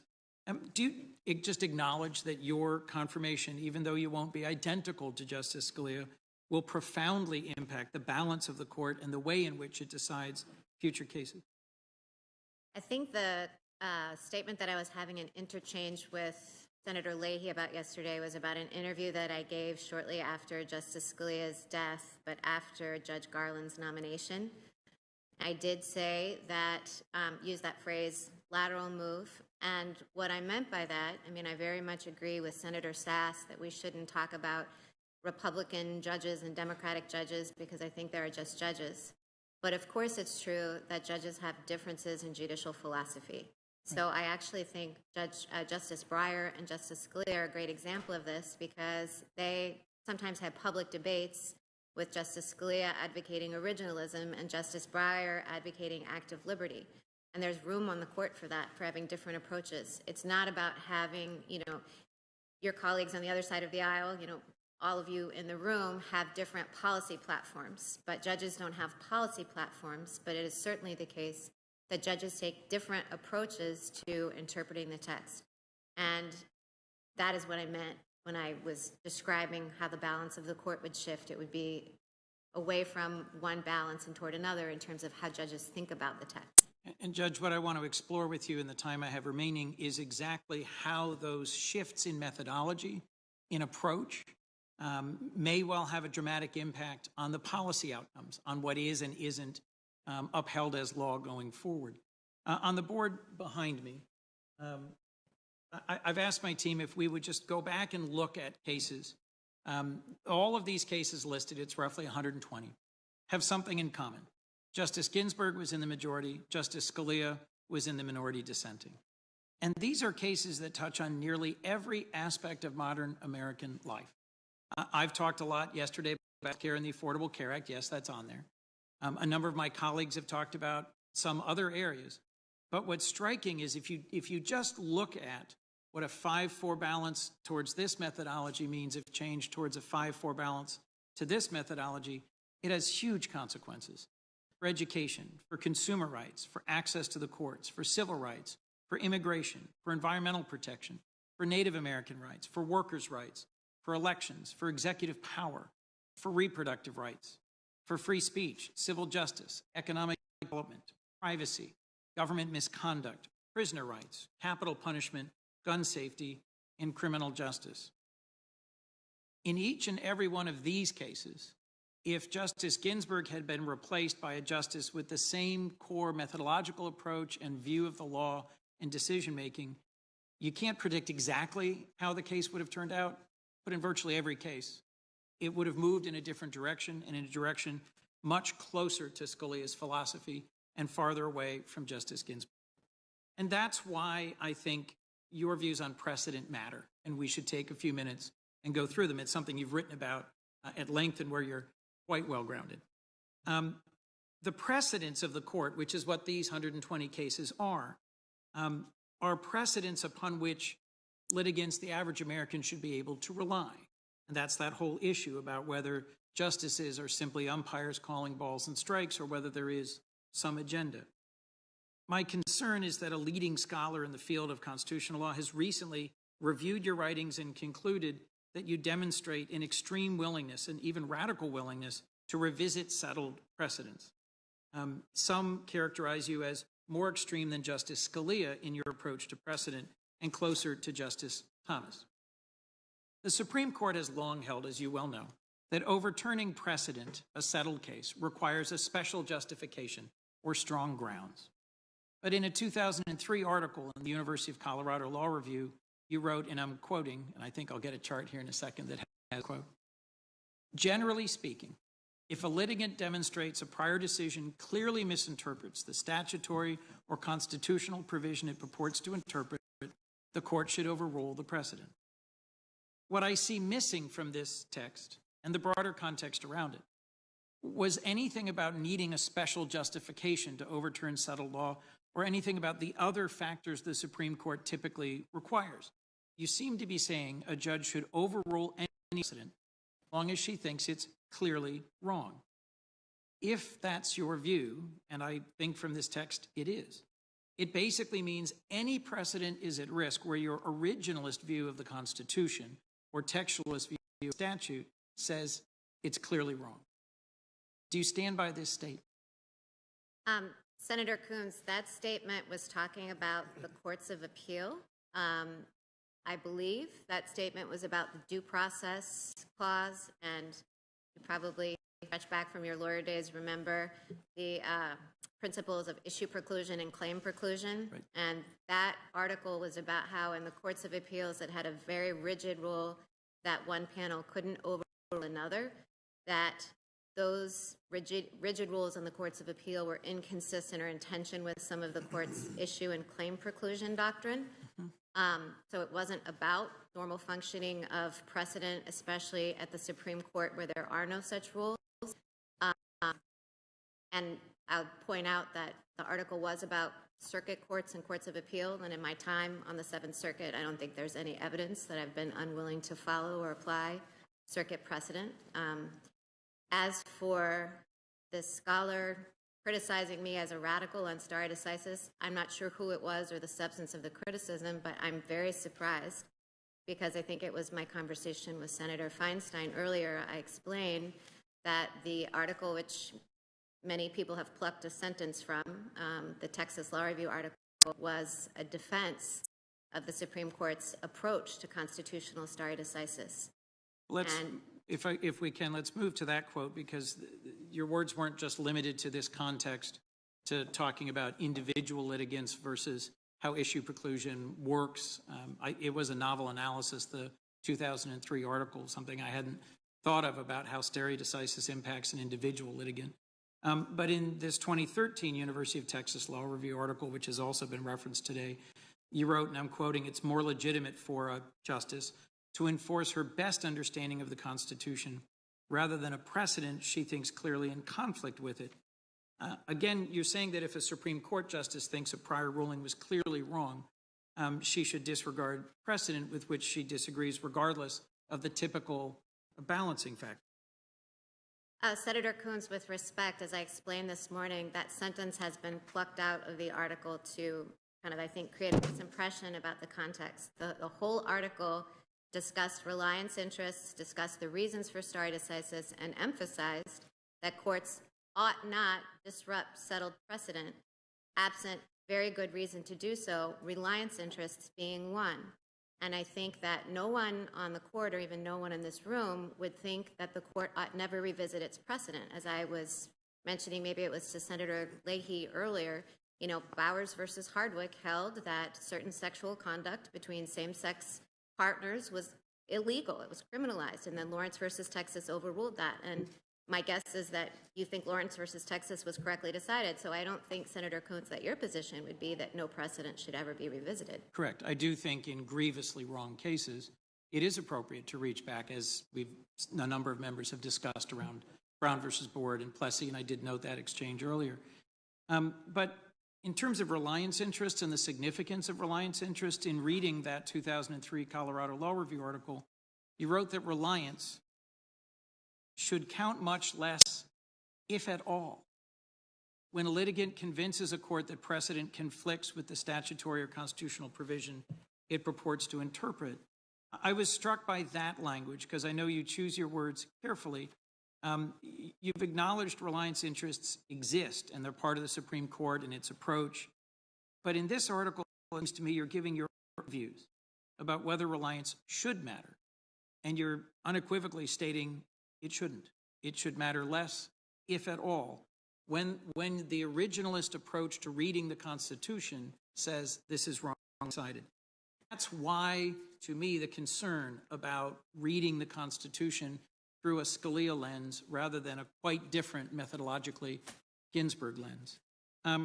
You've also recognized originalists like yourself are more likely to overturn precedent. In the Texas Law Review, you cited statistics that self-identified originalists like Scalia and Thomas urged and joined in overruling precedents more than any other justices over an 11-year period. The disturbing picture to me overall about all of this, about precedent, is that I think there's been a movement amongst originalists and a change in terms of the approach of judges to judging who self-identify as originalists. In the 2017 article in the University of Minnesota, in Constitutional Commentary, that's been referenced before, you said, and I'm quoting, about modern originalists, that they've abandoned the claim one should be an originalist because originalism produces more restrained judges. Do you stand by that characterization? Senator Coons, I just want to point out that in this whole discussion, you know, I did write that Colorado article in 2003. I don't recall that sentence or its context, but in my full body of work, including everything that's come before, including the 2013 Texas Law Review article, I've written at great length about the virtues of stare decisis and the stability interests it serves. And in my scholarship, I've also talked about other features of the judicial system. And also, I'd like to point out that nothing in my record in the Seventh Circuit shows disrespect for stare decisis. And also, Justice Scalia did observe and follow precedent. It's not like Justice Scalia ever advocated an overthrow of stare decisis. So I just don't think there's any evidence to suggest that I'm in there trying to burn up the 600 volumes of the United States reports that are on the shelf. I don't have an agenda in that regard. Well, that's so exactly what caused me concern as I looked at Thomas versus Scalia, and which may be more the role model you follow in terms of the application of stare decisis. These quotes jumped off the page. I haven't made a practice of reading 50-page law reviews recently. I don't mean to suggest recommend it. they were compelling and well written. But these quotes struck me as clear statements of a view or an intent. And as I've said before, the larger challenge here is not what you've said about your views on cases, but what the president who has nominated you has said about his goals and his objectives for your service on the court. And frankly, my concern about originalism and an activist willingness to reconsider precedent is that in combination, Justice Scalia's views, often expressed in sharply worded, memorable dissents, may make for great academic reading, but I think most Americans don't expect them to become the law of the land. And in a long line of cases, they would overturn well-settled precedent that I think we have all come to expect. So my core concern here, Your Honor, is that your confirmation may launch a new chapter of conservative judicial activism, unlike anything we've seen in decades. And the point of the chart was to just show we've mostly been talking about the Affordable Care Act and privacy-related cases. But if that's true, it could touch virtually every aspect of modern American life. I pray that I'm wrong. I hope that I am. But in my reading of your work, nothing has alleviated my grave concerns that rather than building on Justice Ginsburg's legacy of advancing privacy and equality and justice, I'm concerned, in fact, you will take the court in a very different direction. And so with all due respect, I will be voting against your confirmation, Your Honor. Thank you, Mr. Chairman. One brief comment. The 6 super president cases, how many were there? 5, 6? Oh, let's see. This is going to be just like when Senator Sass asked Well, me we how know many where they're freedoms were. There was Marbury, there's Brown, there's Mapp versus Ohio, there's the civil rights cases. So just very briefly for the public, and the reason cases were picked by you, nobody is suggesting in today's world that it's not the Supreme Court's decision to interpret the Constitution, Marbury versus Madison. That's correct.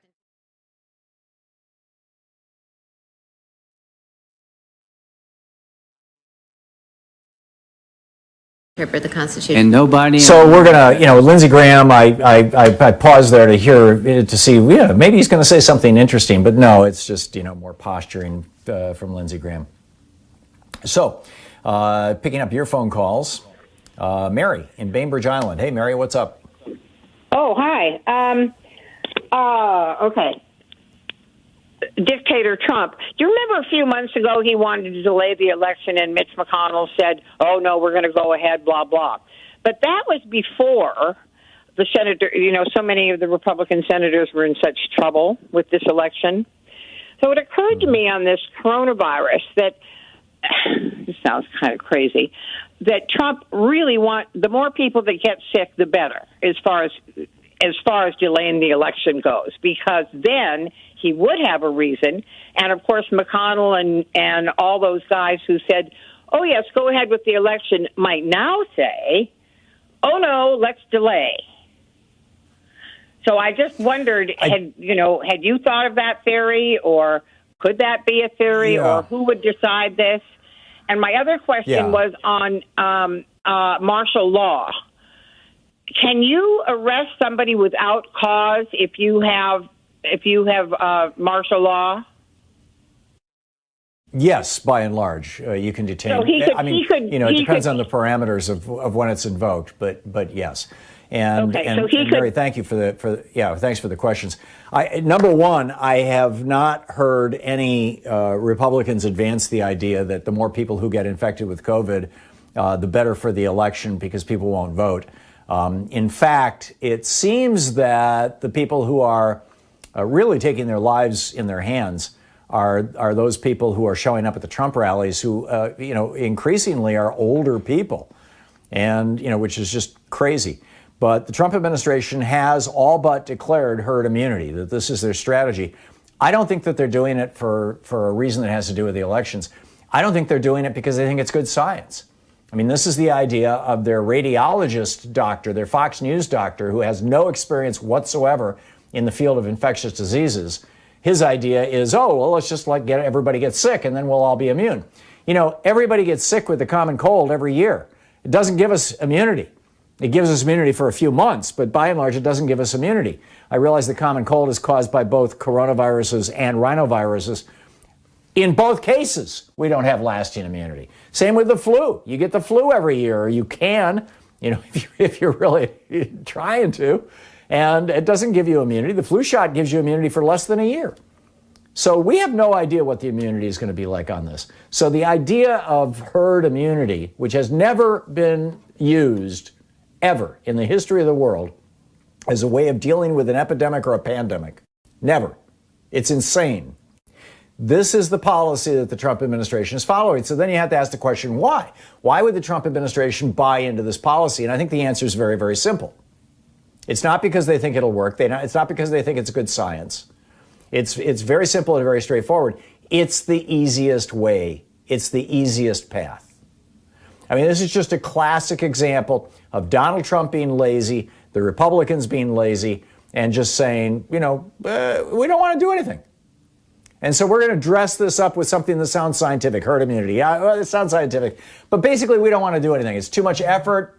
It's too much hassle. We don't want to take crap from the people who are out there protesting against masks. So we don't want to take the position on the masks. It's just number one. That I think that's probably 90% of the reason. Number two, I think that some of the billionaire oligarchs in foreign countries who are big supporters of Donald Trump, whether they are the people that he owes $500 million to, or whether they're the people he's hoping will help him build, like, for example, the Moscow Trump Tower, or, whatever, that many of these people who are running these foreign countries that are hostile to the United States, or at least hostile to our form of government, think that the more badly wounded the United States is, the better it is for their government. And they're whispering to Donald Trump, herd immunity is a pretty good idea, in my opinion. So that's what I think is going on. So anyway, back to your phone calls here. Raven in Medford, Oregon. Hey, Raven, what's up?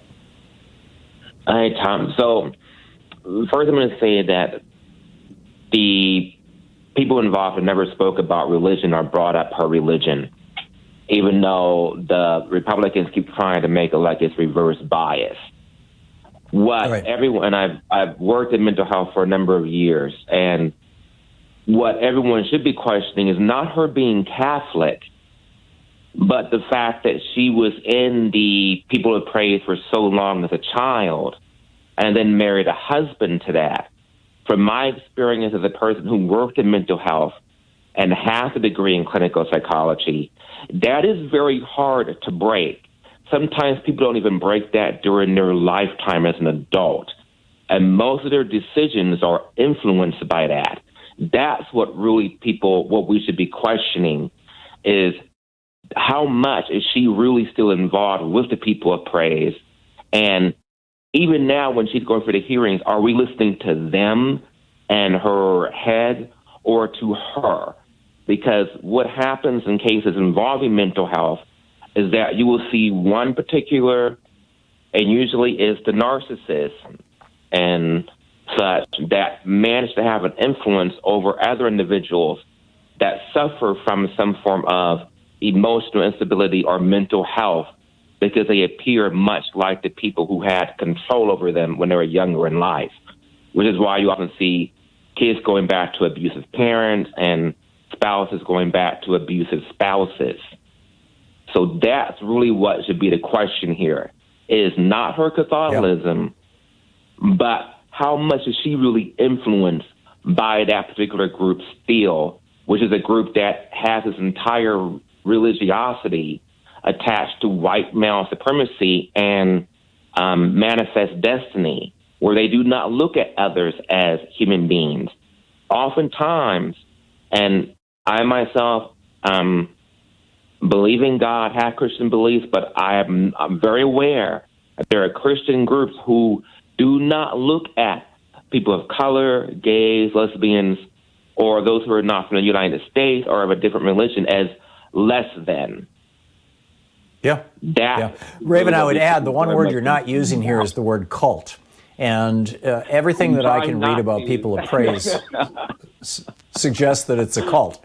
I'm curious your thoughts on that as a licensed, trained mental health professional. it is a cult, and that's part of the problem, because what happens is that you have a lot of your inner self ripped out. Like when I was in the Navy going for boot camp, you hear the thing of, well, we're going to tear you down to rebuild you in our image. Right, and that's what cults do. That's what cults do. Unlike the military, however, who expects you to get out and be a functional adult when you're done with boot camp, whether you're in service or not, cults do not look at things that way. It's really, we're going to tear out as much of you as possible and rebuild you with as much of us as possible, and hopefully that process will last a lifetime, even if you're not aware of it. There is no doubt in my mind, Raven, that if the tables were turned, if a Democratic president had put forward a nominee who was a lifelong member, and had married into a 1,700-person cult, regardless of the church, the Republicans would be all over that. Raven, thanks for the call. You're listening to Thom Hartmann. Visit ThomHartmann.com for audio and video archives. But Democrats are so nice. We'll be back. We'll be picking up the hearings as Democrats are asking questions. Right now it's Josh Hawley, the Republican from Missouri. We'll be right back. Be to thwart the will of the people without warrant in the Constitution. Are there dangers in courts acting as, let me preface this by saying most judges are not economists. I suppose some may be, but most judges are not economics experts. Are there dangers in general with courts acting as economic policymakers, deciding economic policy, making economic judgments? I mean, is that something that courts should be wary of as outside their area of expertise? Well, I am certainly not. Josh Hawley is talking. I think courts are expert in interpreting In fact, I'm still law. hearing him in my ear. We've been trained. There we go. No, I'm still hearing him in my ear. There we go. Thank you. Bless you. So let's pick up some phone calls here. Jerry in Aurora, Colorado. Hey, Jerry, what's on your mind? Yes, I just had a question. Public transportation is already 90% already paid for, and with a dress code and a conduct code, I'm just wondering why it's not free to get to ride.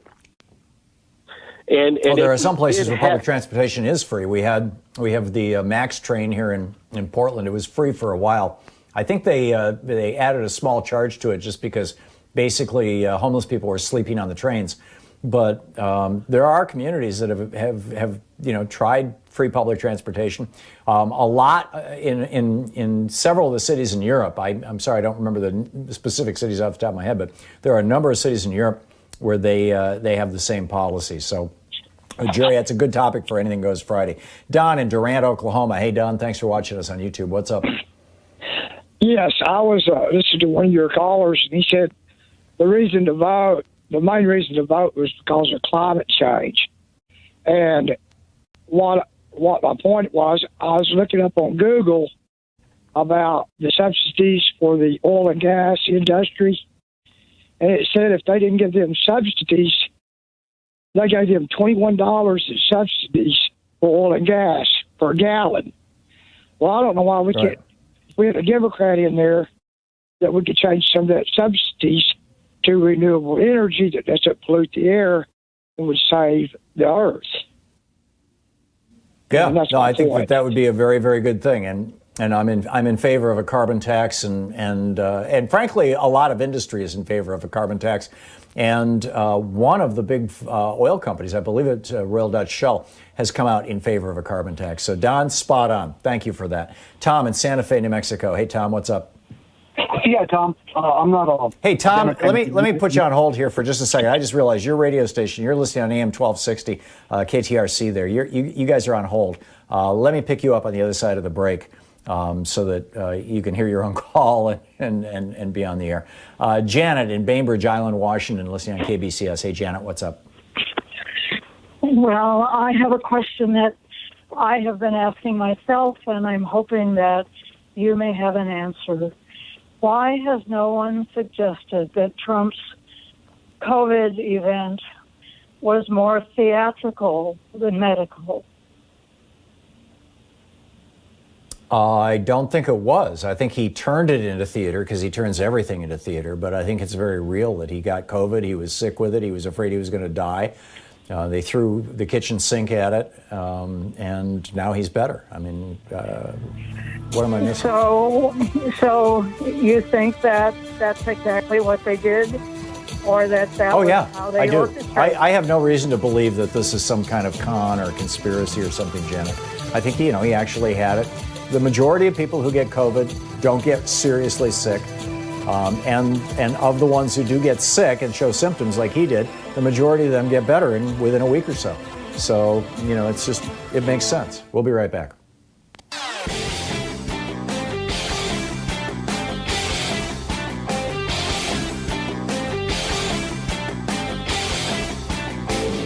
The hidden history of the war on voting tells how the GOP has been stealing elections for decades and will again this year unless we stop them.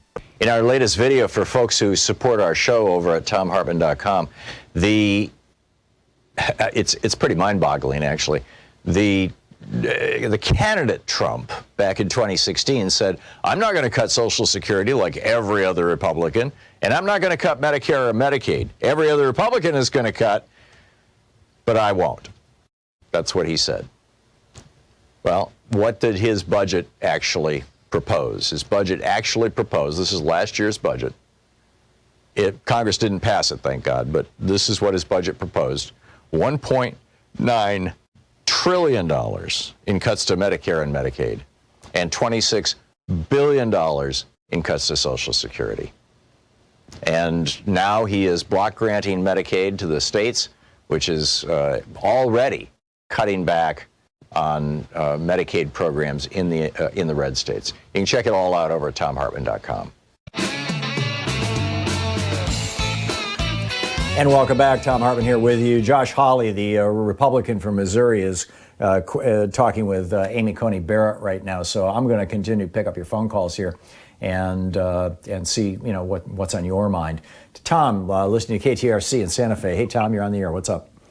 Yeah, Tom, I'm not a Democrat, but I listen to your show quite often, and we disagree on things, but that's one of the great privileges of living in this country. But I do agree with Senator Whitehouse questioning. Dark money does have an influence in politics and played a large role in the judge's nomination to the Supreme Court. There's no doubt about that. And I believe that Judge Barrett definitely knew President Trump's attempt to do away with the Affordable Care Act way before January of 2017, excuse me. And, it's disappointing to know that, but I agree with Senator Klobuchar on following the tracks. Those are things that I agree with. And I just wanted you to know I love listening to your show, and I'll continue to do so. Well, thank you, Tom. Thanks. It's nice to hear reasonable conversation from dissenting voices. And by the way, feel free to call in and challenge me on any topic you want. I love those kind of conversations, and unless the person on the other side gets abusive, I try to be very, very reasonable. Yeah. Tom, thank you Definitely. for Yes. your call. Good talking with you. Thank you. Mary in Seattle. Hey, Mary, thanks for listening to KBCS. What's up? Hi. I'm wondering, in history, because I know you're a historian, has there ever been such a full court press to destroy voting rights since we allow women and minorities to vote in this country? Have you ever seen such an all-out assault on voters' rights? Well, I think the difference, Mary, between now and times in the past is that we're having a conversation about it now.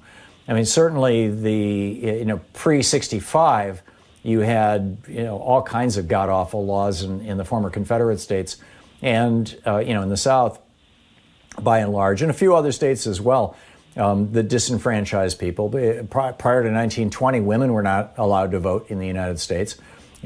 Prior to the 1870s, African Americans were not allowed to vote in the United States. So voter suppression has a long history in this country.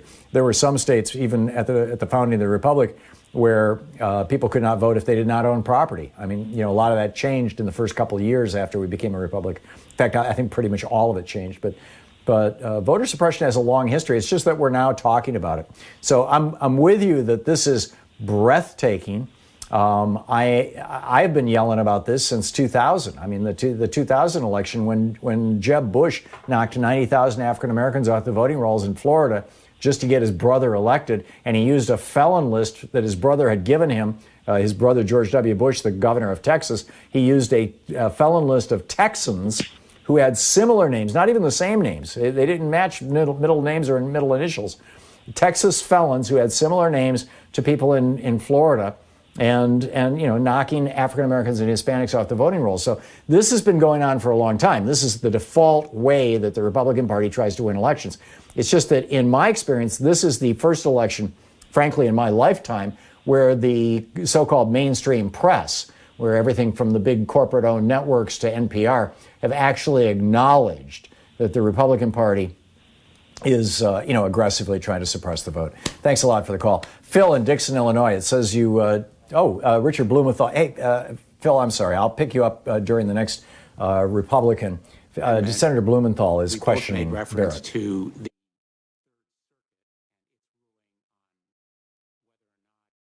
whether or not individuals convicted of a crime could possess a firearm. And I think you cited the Third Circuit as supporting the idea that certain felons could possess firearms, if I'm not mistaken. I went back and checked that too. And so you're right, it was a splintered decision. And I was thinking of Judge Hardiman's opinion, which was close.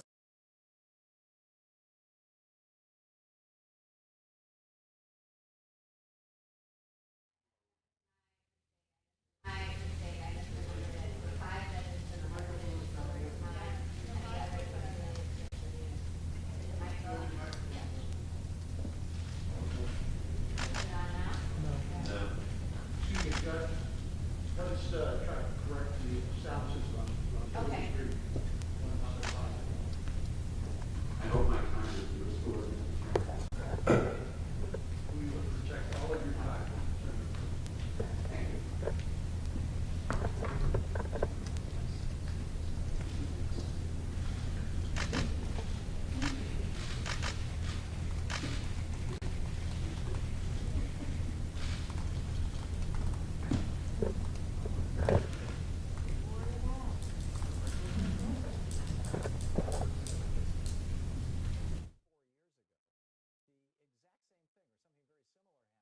In Virginia, where the voter registration site went down during the last day of voter registration also.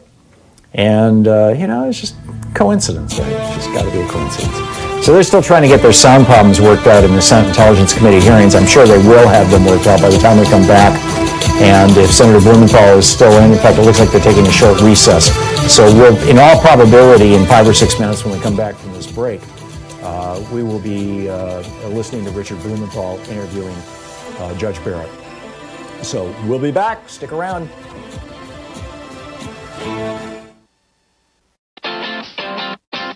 You're listening to Thom Hartmann.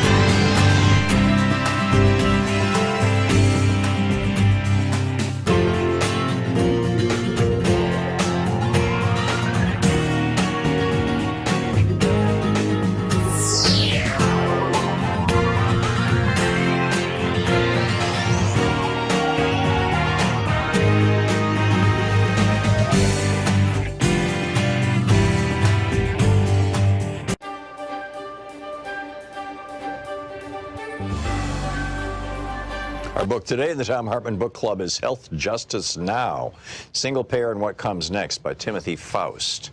And this is from the introduction. A secret scream rings through America. It rings down the sterile fluorescent hallways of our hospitals. It rings over our rural towns and our native reservations. It rings through our prisons, the bellies of our great cities. It rings in our farms, in our fields, our streets and our sewers, our bodies and our blood. And we are cursed to never hear it clearly until at last we realize it has been our own mouth screaming and we are lost. A child born today inherits in that secret a new American squalor, the skeletal remains of the American cities, the bleached bones of the American suburbs. This secret is a birthright of continual exploitation, pumped for labor and drained of cash and then punished for the resulting suffering. Punished for being hungry, punished for being sick, punished for being pregnant, punished for being poor, punished for being black or brown, punished for being queer, for being unlucky, for being. At the base of that suffering is lodged a little truth, like a knot in the stomach. In America, sickness makes you poor, and poorness makes you sick. This is a book about that relationship and why it happens, and why it's unnecessary, and what we can do to fix it. The cosmic whirling of God's great slot machine has not determined that some people are fated to suffer while others flourish. We have the resources to take care of everyone, and yet we refuse to do so. Your medical debt and medical bills are unnecessary, but we have chosen to make them necessary. These are structural problems with structural causes, and many of them share roots in how we pay for health care. This is a book about health care and health finance. They are different. Healthcare is anything that helps you stay safe and healthy. It's a kind of freedom from and within your own body. Health finance is the method by which we as a country pay for that freedom and by which we decide who gets to have it and who doesn't. Healthcare is more than what happens to you in the hospital. Healthcare is whether your home makes you sick, or your food makes you sick, or your environment makes you sick, or whether you have enough money to afford the things that keep you healthy. In America, the structure of corporate health care has convinced us that some people deserve health care and some people don't. This is a book about that corporate health finance, about private insurance and private insurers. For half a century, they've convinced us that they're the only things that keep us or could ever keep us from the utter financial ruination of illness. They've sold us different inadequate insurance plans and persuaded us that this is a form of great liberty, while chipping away at our freedoms for profit and holding our bodies and our children's bodies hostage. This is a book about single-payer health care, a health finance model in which we pool our abundant collective resources to provide health care to all people. It is a common model across the world. As we will discuss in this book, we have the potential not just to enact a single-payer program in America, but to build the greatest healthcare program among any so-called developed democracy. Here is my profession of faith. I believe beyond any doubt that single payer is demonstrably sound and imminently feasible. I believe a properly ambitious and well-structured single-payer program will do more than any other American social program of this generation to soothe the burns, to resuscitate the spirit, to nourish the moral will of the American people. I believe it will loosen the loathsome manacles of American health finance, an exploitative institution that profits by plundering from us our own bodily autonomy, and that anchors a larger exploitation that holds those whom we love as captive leverage to guarantee our servitude to abusive employers or domestic partners, to those who seek to dominate us both in the office and in the hospital. I believe this nation owes its people, whose labor has created its rich banquet, the safety and agency of health care. I believe this health care is greater in scope than that which happens upon an operating table. I believe that housing, food, income, and more, the components of basic human dignity, are health care. And I believe our work is that of striving toward justice for all people. And I therefore believe, I have to believe, that single-payer health care is our moral imperative. Single-payer is our tool. Single-payer is our weapon. Single-payer is our first step. But single payer on its own is not the goal. This book is about health justice. Healthcare is personal, so I want to start this book personally by introducing two friends of mine, Steve Way and Kyle Kolick. They're two guys about my age, I'm 30, who live in North New Jersey. They're sweet, gentle people, and probably the most charismatic pair of friends I've met my entire life. They make me laugh until my face hurts, and we like watching pro wrestling together. They're also being utterly broken by our American healthcare system, and it's keeping them from living their lives. Steve has muscular dystrophy. The muscle and tissues that hold his body together are eating themselves. He's doing pretty good, all things considered. He beat his original life expectancy of 18, and now probably has a long life ahead of him. Steve needs a wheelchair to move and a ventilator to help him breathe. The book, Health Justice Now, Timothy Faust.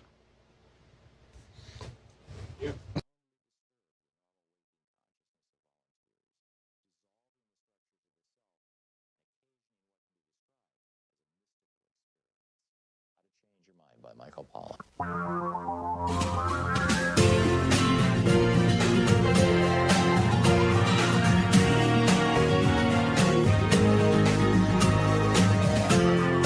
This is the Thom Hartmann Program. Welcome back. Thom Hartmann here with you. The hearings are still on hold. I'm guessing that shortly they have some sort of a technical problem with their microphones. And when they come back, I believe that it's going to be Connecticut's Senator Richard Blumenthal who will be doing the questioning, and we'll cut right to that. Phil in Dixon, Illinois, it says here you want to disagree with me. What's up? Not with you, but with the caller you had a couple people ago. He did a great disservice to the People of Praise community. They are not a cult. They were founded in 1971 at Notre Dame, Indiana. It's ecumenical, which means they're not only Catholics. There's Lutherans, Episcopalians, Methodists, Pentecostals, Presbyterians, non-denominational and other denominational Christians that belong to them. They pray together, they work together, they share things, they reach out to the communities, help the poor, move into neighborhoods that need, that need some building up and need people to help them and so on. They are not a cult. So, and they teach that men should be the heads of the family and women are handmaids. No, that is not true. Yes, they do. It's in their literature. Oh, it is. Well, it explicitly but they are not is. a cult. The ones who are really... We have different definitions of cult, Phil, but I get your point. And there's a lot of small groups that are just fine and all well. My point was that if the Democrats had put forward a candidate who is a member of let's not use the word cult, a small religious group of 1,700 people that have very, very strong religious views that argue that men should have dominion over women, that women should be called handmaids. And in People of Praise, they literally called women handmaids up until Margaret Atwood's movies became so popular. And men were referred to as heads. And the head and the handmaid. As in head and hand, right? Like from Jefferson's old letters. Actually, that was head and heart. But anyway, but if Democrats had put forward a candidate who was a member of a group like this, the Republicans would be screaming cult. That was my point. Jeff in Huntington Beach, California. Hey, Jeff, what's up? Yeah, Tom. Hi. Good morning. I have a question about the Supreme Court. In any kind of situation where there could be expanded court membership or even impeachment, is there anything in any law written that says the Supreme Court has to represent the will of the majority of American people? No. In fact, if anything, the opposite. I mean, the whole point of judicial independence was a way of avoiding the so-called tyranny of the majority, what sometimes is referred to as mob rule. The idea that, the majority is not always right. And, it's a point that I think can be argued and can be argued effectively. In fact, Rutger Bregman in his book Humankind, I think argues very effectively against that. But nonetheless, the idea was to keep the judiciary separate from the branches that are responsive to the people in order to be able to presumably uphold the constitutional protections that we're supposed to have as members of the United States. Linwood in Gordonsville, Virginia. Hey, Linwood, what's up? Tom, it's been a long time since I've had a conversation with you, and I still watch your show on a regular basis. Very constructive information. You're welcome. Hey, listen, I was telling your screen caller, I think it's about time the Democrats just stop this whole mealy mouth, trying to play it safe. I think it's about time that we come out of the cities and go to these small rural towns where his base is, his voters are, and show up. I used to watch wrestling back when I was a kid. Hold on, I'm explaining. I used to watch wrestling back in the 1990s, and it's Hollywood, of course. So they had WCW at the time had an invasion angle where WWE would come down and invade the whole organization, and saying we're the better people. There's something like that. That's where I got the idea from. We need to just go to their town halls, their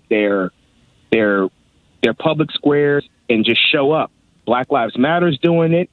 I think progressives just need to just do it. Get out of New York, get out of Philadelphia, get out of Los Angeles, and yes, go show up in Chitlin Switch, Georgia. Yes, let's go show up in Franklin County, Virginia. Let's just show up and let's hold rallies. I think the extent to which you're perceived as, here in Portland, we perceive the Proud Boys, when they drive around town in their pickup trucks with their giant flags and swastikas and Confederate flags and stuff. Yeah. I don't think that's a good look. I do think that, figuring out a way to craft a message that is meaningful, a message of, hey, we're all in this together, that's meaningful to, by and large, rural white people is a good idea. But I don't think that message is going to be effective if it's, hey, by the way, I'm in your face. My brother Tom, as much as I love and respect you, you have you are very constructively informed on a lot of issues. But these people do not want to come together. These people want a separate America. They want a separate United States. So I don't want to get with these Trump voters. I don't want to get with these white folks. I want to shut them down. I want to get confrontational.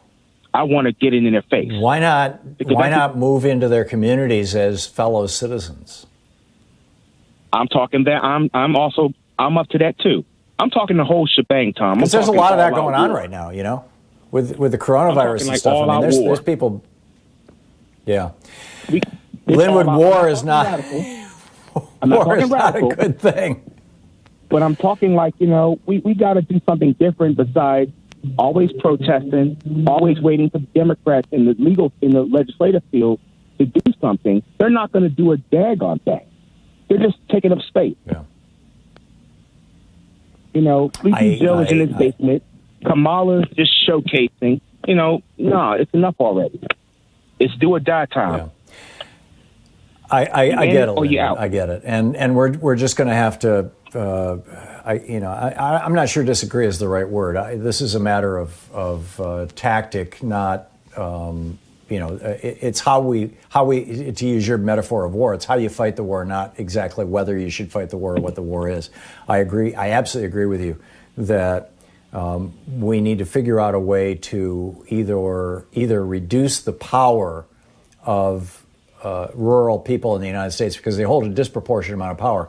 The United States Senate, the Republicans in the United States Senate represent 40 million fewer Americans than do the Democrats in the Senate. Yet the Republicans control the Senate, and that's because of these small rural states, and because a number of billionaires spent a whole lot of money. These small rural states were all Democratic up until the 1960s.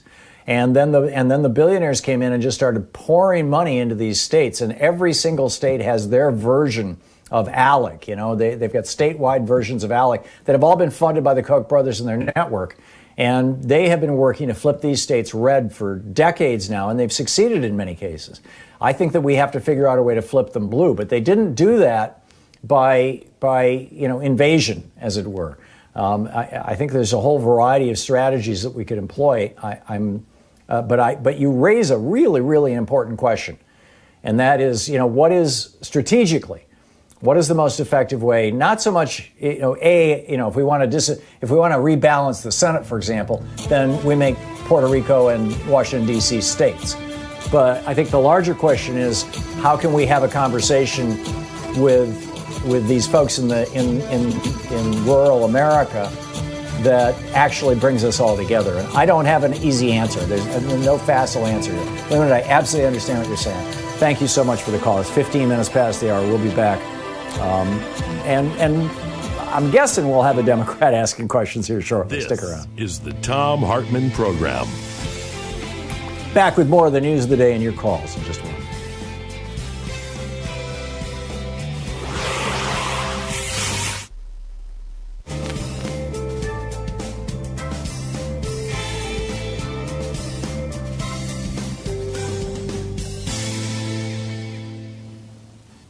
And welcome back. Bobby in La Puente, California. Hey, Bobby, thanks for watching us on Free Speech TV. What's on your mind today? A healthcare issue. And first of all, I want to thank you for putting the show on, your wife and the rest of the crew. And I mean it. And the thing is, the Cruz, yes, and I mean it, the healthcare, these Republicans, I'm telling you, I don't know what keeps me from hating. Somebody says, hey, hating is like you drinking poison and hoping them to die. It makes sense. So how can it be uncompassionate, taking health care away from people during a pandemic? Because it hits home with me, because I got a daughter that's homeless. I'm raising a 7-year-old. And thank the Creator for my union that I have a pension, Medicare for all. And those people, at the end of the night, when I pray to the great mystery, because he is a mystery, and believe me, I was an agnostic and did the plant medicine. And I feel for the people that call in that are hurting. A couple of weeks ago, a young woman, demoralized, hurting, and it hits home because I remember my mother, being that way, not enough money for rent. And no, I don't understand these people, and they profess to be Christians. You're a Christian by having a show. You're part of my mental health, Tom. Mental health. We need it. And they don't care. I tell my wife, they want to get rid of us. It's like handing out smallpox again, blankets, but they do it different. And to me, that's how I look at it. If the Creator was here, or Jesus, I don't know him much, he would cry, in my opinion. I don't know how you feel about that. Cruz, excuse me, I like to not slap the beard off him, if I can say that. And, I say it, but I'll pray for him, because there's something that Christ says. I'm not a Christian, but I like what he says. Forgive them, for they not know what they do. When I heard that, wow, I can forgive my own man. Other people. So, I'm on a journey, what I'm saying? One day at a time, listening to you, friends of mine, we keep in touch. So, but I pray for those. Keep on pushing, people. And Thank I mean you, Bobby. that. Thank you. It's good. It's good to hear from you. I appreciate your comments. And of course, I assume that when you're talking about slapping Cruz, you're talking metaphorically, if literally. I know that you're not, making any kind of threat or anything like that. Bobby, thank you for the call. Wow. It's a tough one. Oh, I wanted to share this. I just have 45 seconds here till the break. If a person, this is over on Axios today, Felix Salmon, a person who's looking for a full-time job that pays a living wage but can't find one is unemployed, right? If you accept that definition, the true unemployment rate in the United States right now is 26.1%. If you measure unemployment as anybody who's over 16 years old and isn't earning a living wage, that means that our unemployment rate right now is 54.6%, for Black Americans, 59.2%. Unemployment is, everything has gotten so much worse. Only 46% of white Americans and only 40% of Black Americans now have a full-time job that pays more than $20,000 a year. Just, digest that for a moment. These are the horrors. Okay, now we've got Amy Coney Barrett, and it looks like she's talking to, maybe that's another clip, I'm not sure. I'll check with, yeah, that's another clip. They're still working out the numbers. We'll be right back. Stick around.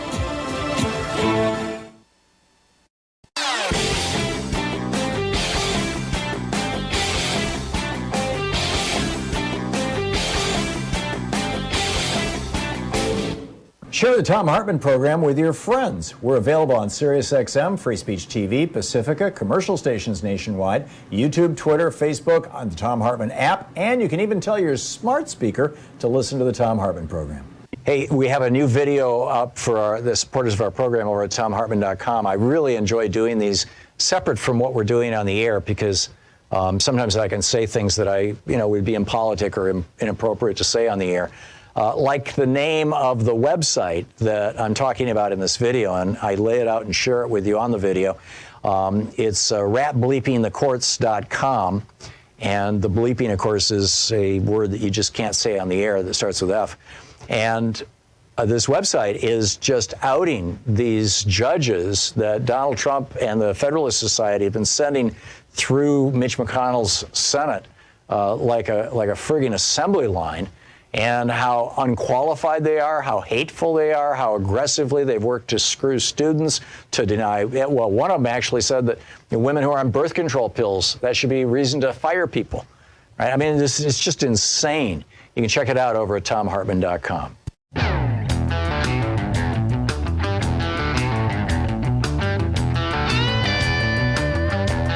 Welcome back. Thom Hartmann here with you. They are still working out their microphone audio problems, something my heart goes out to them. I am so familiar with that, with how difficult that can be. Anyway, Mark in Sauk City, Wisconsin. Hey, Mark, thanks for listening to SiriusXM. What's on your mind today?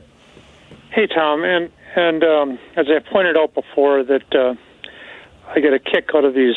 They call themselves the Federalist Society, but they have nothing to do with the Federalists, of who were there at the founding. And Judge Amy claims to be a originalist, and I would point out to her, well, if you want to get the original thoughts, you could turn to the Federalist Papers and get a lot of insights into what they thought from them.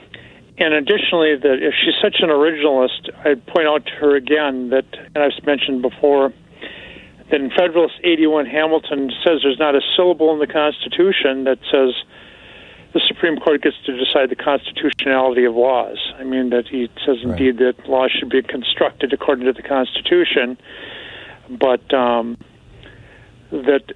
I wish, Mark, if I can interrupt you for just a second, I wish that one of these members of Congress, and frankly it could be either party, one of these senators, would ask the question, Article 3, Section 2 says that the Supreme Court shall operate under regulations defined by Congress and within the realm of exceptions defined by Congress.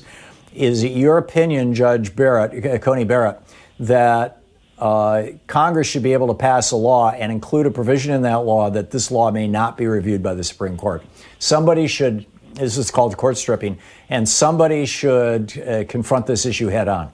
And I realize it would cause a small nuclear explosion in Washington, D.C. I think it's time for it. Back to you, Mark. Yeah, and I agree with you there because it's I'd ask her direct questions. Do you believe in the Emoluments Clause? Do you believe that the 14th Amendment to the Constitution is valid? Yes or no. Don't let her say, well, that's something that arguments for all that kind of thing. Because the 13th, 14th, 15th, and I'll add the 16th Amendment there are cores to, the 16th, of course, is taxation, which the Federalist Society hates, undoubtedly. But I mean, those three amendments, the 13th, 14th, and 15th Amendment, ensure the rights of citizenship to people born here, ensure the rights, of people not to be enslaved anymore. And just ask her directly, do you believe slavery should be legal again? I mean, if you don't believe in those amendments... Well, I'd like to go after the question, she has on two different occasions used the phrase possibly illegitimate 14th Amendment. What does that mean? Are you saying this the way that Southern politicians have been saying it since the 1870s, that these three amendments that basically ended slavery in the United States that these are illegitimate because Confederate states were not impaneled. They were not part of the House and Senate. The senators, members of Congress from those states were not available to vote on them back in, during the Reconstruction era. Is that why it's illegitimate? Or do you have some specific, other constitutional argument against it? I mean, she has written this twice, and I've not heard anybody bring it up. Yeah, and I've actually called, Amy Klobuchar's office and encouraged her to ask that question, even though I don't live in her district, because she's on the committee. I mean, that you have to confront her with that, because it is something so outside of mainstream thought.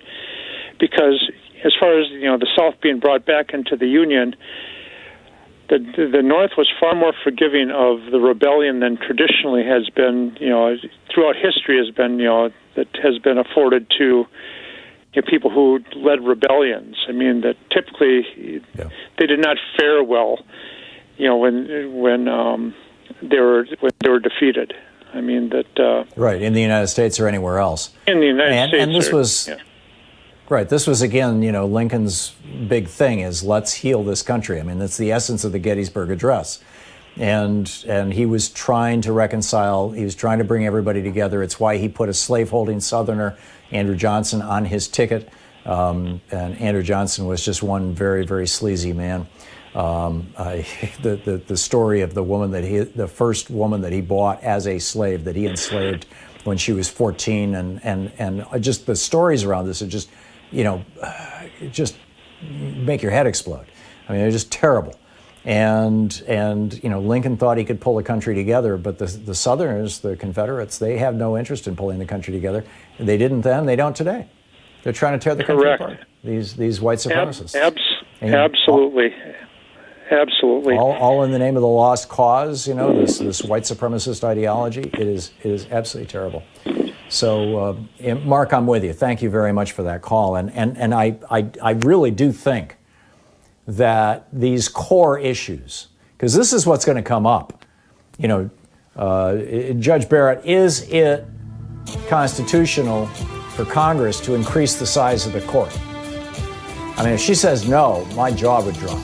Is it constitutional for Congress to pass a law providing an exception to what the Supreme Court may rule on, which is right there in Article 3, Section 2 of the Constitution? And if she says no again, my jaw would drop. And both of those set up a response to a 6-3 court. You're listening to the Thom Hartmann Program. Call 202-808-9925. We'll be back with more of your calls and the hearings if they resume after this. It's 27, coming up on 28 minutes past the hour.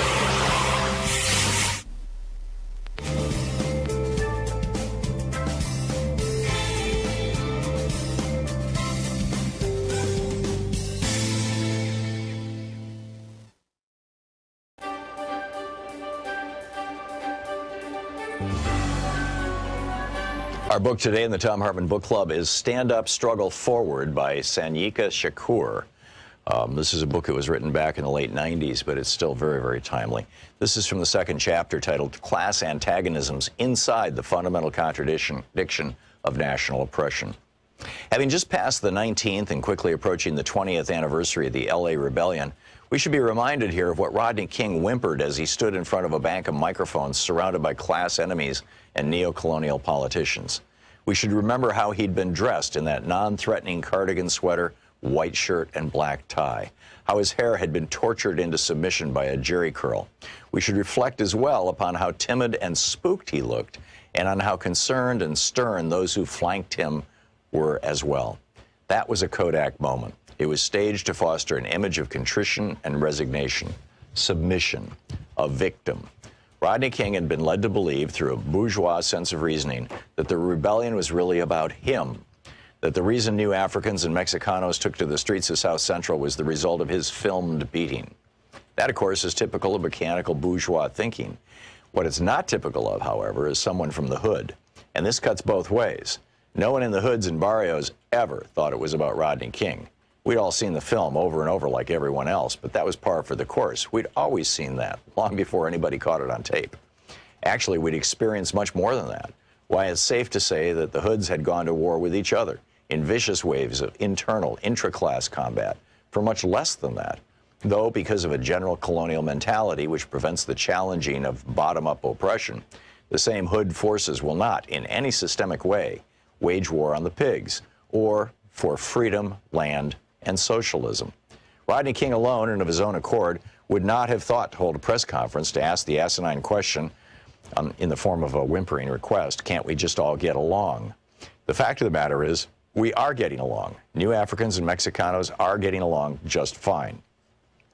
What we couldn't understand was why he was admonishing us for getting at the exploiters of our communities. The impression he gave with his handler's hands up his back like a ventriloquist troll was that a race riot was going on, as if we had all begun to kill each other or burn and rob each other's homes. His handlers compelled him to send up a false flag, a diversion. But you see, this was the very thing that exposed the class interests and reactionary politics of the Uncle Toms that had been designated to handle him and, by extension, us. Let's go back for a minute. Let's talk social development, a.k.a. history. There exists a fundamental contradiction in our lives that, like an elephant in the room, no one wants to acknowledge. As a consequence of the war waged upon various African nations by European powers, those of us captured and kidnapped were taken out of our own self-determining social developments and violently forced into Euro-American history. This is not simply a clever play on words. This is a reality. We lost the ability to control our own destiny. Read that again. From that time until now, the fundamental basic contradiction between the U.S. oppressor nation and our own oppressed and colonized nation has been the governing imperialist relationship, which is to say, us not being in control of the qualitative factors that determine our lives as a people, as a nation.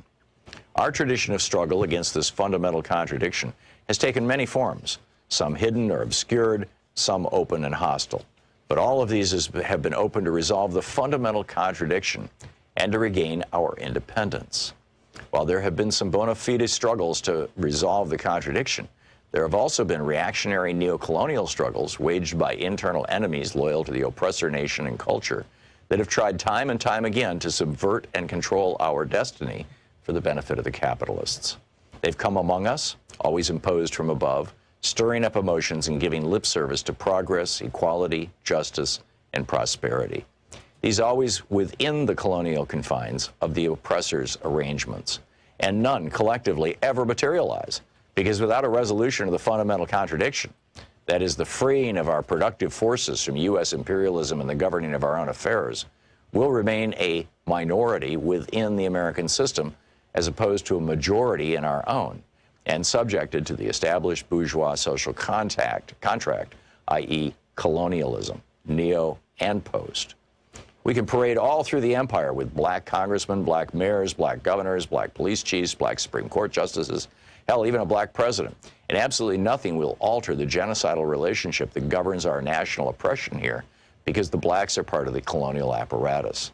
They have made a strategic alliance with the capitalist imperialists to act as go-betweens in our oppression and exploitation. This is a conscious class stand. The black petty bourgeois is not innocently confused, like, say, Mrs. Jackson across the street is, about our national oppression, about the existence and subjugation of New Africa. They are well-read, have traveled in our experience. They've just chosen sides against us and in favor of our historical enemies. And the sooner we recognize and internalize this, the better off we'll be. Black ain't nothing but a color. As a designation of our national identity, it has played out. It is a superficial understanding at best and a foolish and dangerous analysis at worst. We have no collective control over the qualitative factors which determine our lives. We do not, in other words, control our destiny, not as a people or a state. The book is Stand Up, Struggle Forward by Sanyika Shakur.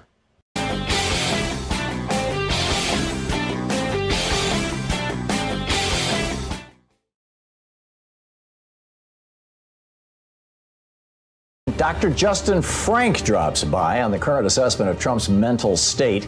Meteorologist Dr. Jeff Masters will tell us about 2020's record-breaking hurricane season and how a hurricane can go from 40 to 110 miles an hour in just 24 hours. Tanya Sanarab from the Center for Biological Diversity is reporting on how massive wildlife imports are upping our future pandemic risk. Dr. Sam Metz is here on Medicare for All. He confirms a single payer provides better care for less money. Tune into the Science Revolution wherever fine podcasts are available.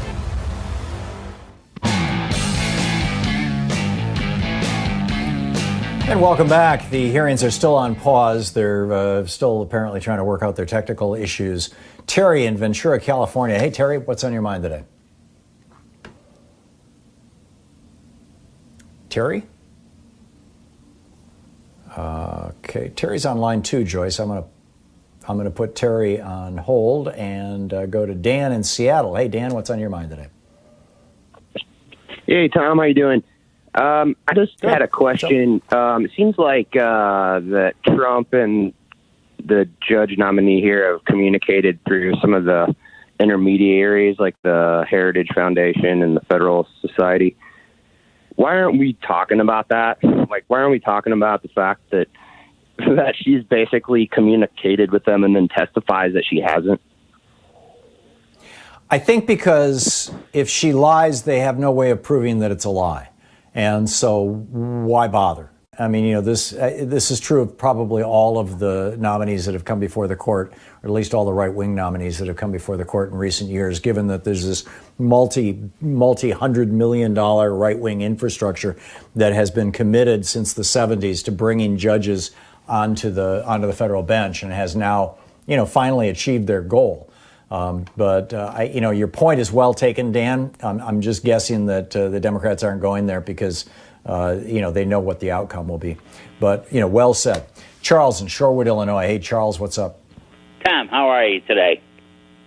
Good. Hey, I'm curious. Maybe I'm completely wrong, but why has this grifter family from New York and their followers not been compared to the carpetbaggers after the Civil War? We are, well, first of all, for people who don't know what we're talking about, Charles, the carpetbaggers were northern, mostly wannabe small businessmen, hucksters, hustlers, con men who went south as the South was shattered in the wake of the Civil War. There were homesteads that were completely abandoned because they had been, people had been killed in the war. Some of the plantations were being broken up. Others were being turned into prisons. There was opportunity, as it were. It was kind of a gold rush on a very small scale. And the people in the South very much did not appreciate these people. They were called carpetbaggers because very often the luggage that they used was basically sewn together carpets that were turned into bags, into suitcases. But are you saying by Trump moving his residence to Florida to Mar-a-Lago? Is that what you're talking about? No, I'm just saying how Trump and his tribe are turning the southern states into his working positions. Oh, yeah. Well, that's just the logical extension to Nixon's Southern strategy. And the Southern... Nixon went in... Go ahead. I'm sorry, Charles. And the Southern states are just following all the words of Trump, even though Trump is taking advantage of everything he can. Yeah. I think the biggest problem that we have in this country right now in that regard, with regard to political polarization and people believing things that just aren't so and buying into bizarre conspiracies and whatnot. Josh Hawley on Tucker Carlson last night talking about how the Democrats are attacking Amy Coney Barrett because she's a Catholic when not one single Democrat has uttered one peep about such a thing. Frankly, I think they should be raising people of praise, but they haven't. It's Fox News. You've got a network that's owned by a cranky right-wing formerly Australian billionaire who was formerly married to a Chinese spy, if the news reports are accurate. And he's selling such blatant propaganda that one of his own two sons distanced himself from the organization because he thought it was doing damage to their country, their home country, Australia, and to the United States. I mean, this is a serious problem. A media problem in the United States where you've got a major television network blowing out what are clearly documented lies on a regular basis. Clay in Vicksburg, Mississippi. Hey, Clay, what's on? Clay, I'm sorry. Let me put you on hold here. Richard Blumenthal is now asking. They've got their audio together. Richard Blumenthal of Connecticut, the Democrat from Connecticut, is now talking to Judge Barrett. We'll be right back. I'll be right back. Here she is. I also want to go back to another aspect of our conversation because Senator Graham asked about it this morning. I showed you a letter that you signed from 2013 by the Notre Dame Faculty for Life, and specifically a sentence, the unborn to be protected. We renew our call for the unborn to be protected in law and criminally under the Constitution. And you said to me that you couldn't answer that question in the abstract. You said, we can't answer questions in the abstract. I asked you about your legal opinion and position, not your personal beliefs or religious views. You understand that point. Yes. And I am disappointed that evidently you can't tell us or the American people whether you believe or your legal position is that IVF can be constitutionally banned because so many Americans depend on this medical procedure for the ability to have children. I also want to ask you, should courts, specifically the Supreme Court, be deciding the next presidential election? So the presidential election, as with all elections, is a matter put to the voters to cast ballots. But the presumption should be against the court deciding an election. It's the people and the voters who should decide, correct? Let's see, Senator Blumenthal. So I think that occasions on which courts adjudicate election disputes are designed to protect the voter's choice and the right to vote. So of course the Supreme Court doesn't cast ballots. Cast ballots and election laws designed to protect the right to vote. The courts should do everything possible to avoid embroiling themselves in elective politics. Rush's Common Cause says that, for example, gerrymandering is a political question because it's difficult in many circumstances for courts to develop judicially manageable standards to... Presumption should be against courts getting involved. Let me ask you about some precedents, and I'm asking not about super precedents.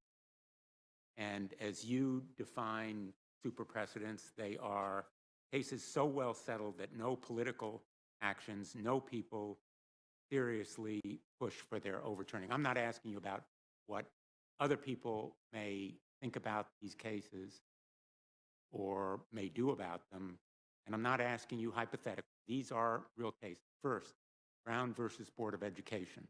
Do you think it was correctly decided? I know you told Senator Graham you thought so. I'd like you just to clarify that. Sure. So as I said to Senator Graham when he asked me that question, I have spoken on that before in the originalism lecture that I give students. As you sit here, yes. correctly decided, right? Correctly decided, and yes, I've said that. Thank you.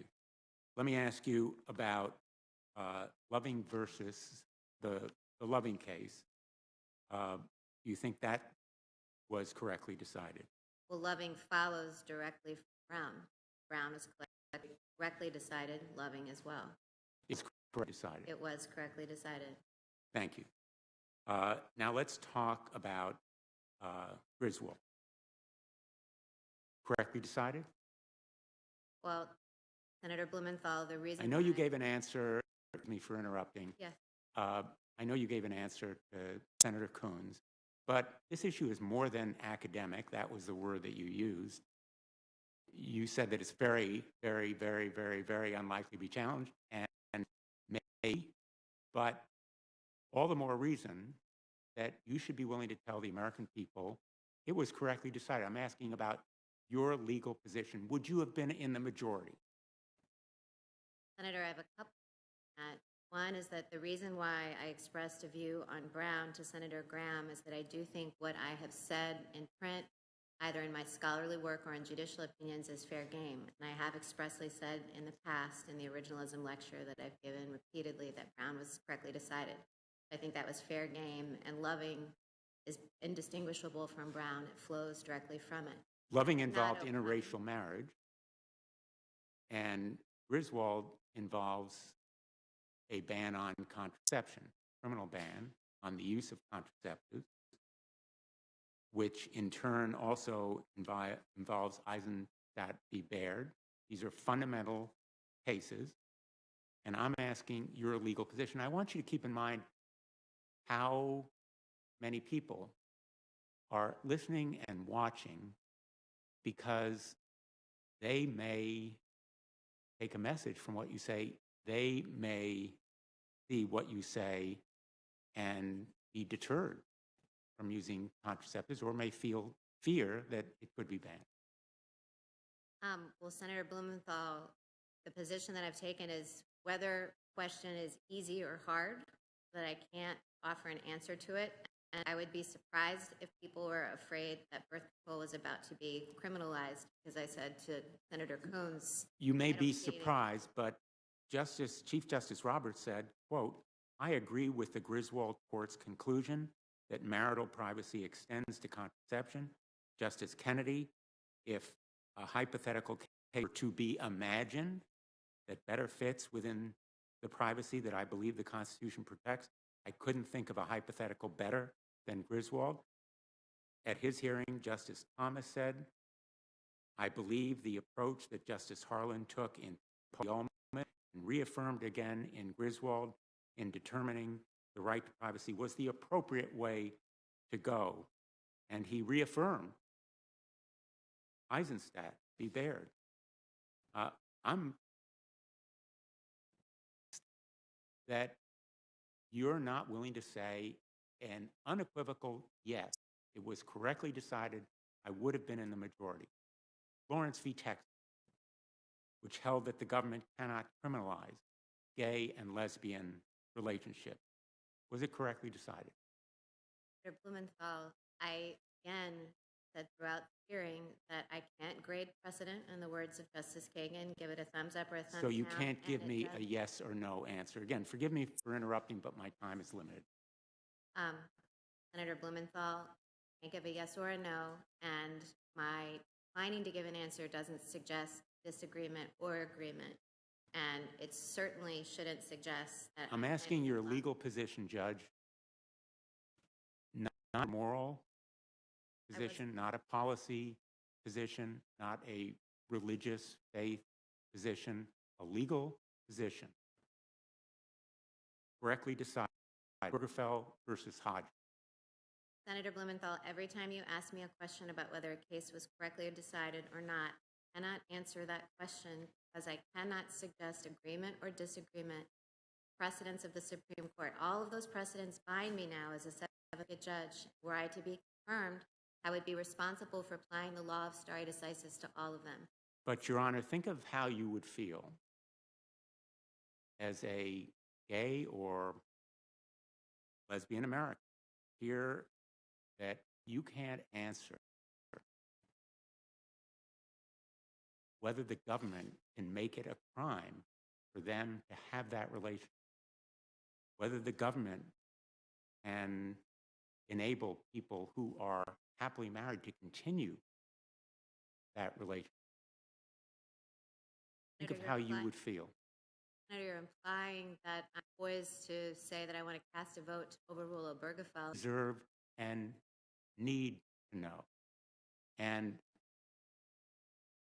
I am surprised and think a lot of Americans will be scared by the idea that people who want to simply marry or have a relationship with the person they love could find it criminalized, could find marriage equality cut back. I think it would be an America where I wouldn't want to live.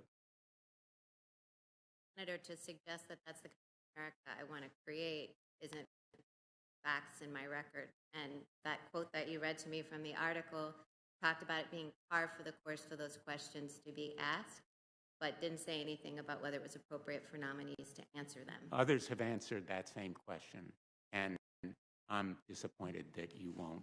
Let me move on to another area.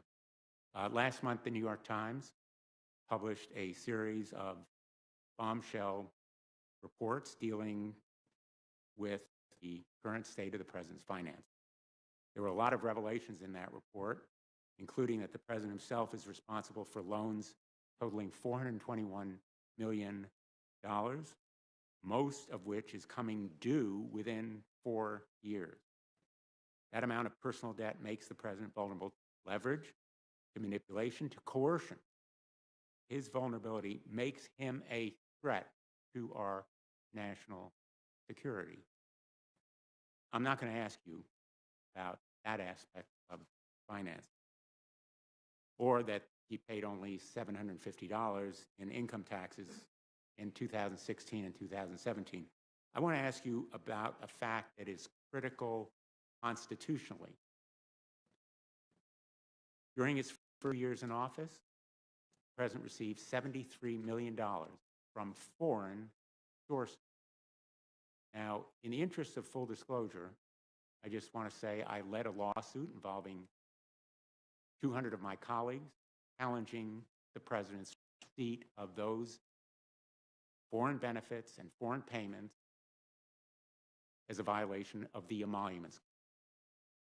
And we cited as well other payments and benefits that he received from India, Afghanistan, Qatar, Malaysia, Saudi Arabia, Slovakia, Thailand, and more in violation of the emoluments.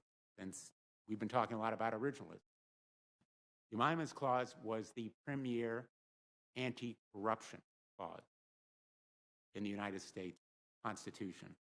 As Edmund Randolph of Virginia said, specifically, the clause was intended to, quote, prevent corruption, end quote, by, quote, preventing anyone in office from receiving or holding any emolument from foreign states, end quote. The lawsuit that I led was denied certiorari yesterday by the United States. The D.C. Circuit Court of Appeals ruled against us on the limited technical issue of standing. It didn't deal with America. I hope that you will keep in mind the danger of corruption and the need to give citizens standing to enforce laws that prohibit corruption. Nobody is above the law. You've stated that position very well. And enforcement of laws that prevent corruption is vital. And my view is that the president, any president, be held accountable. Do you agree? No man is above the law. I agree with that, as I've stated very clearly before. And I also want to assure you, Senator Blumenthal, that I will apply all laws and an open mind with all laws, including laws dealing with. Let me ask you about a topic that really hasn't arisen much here, climate change.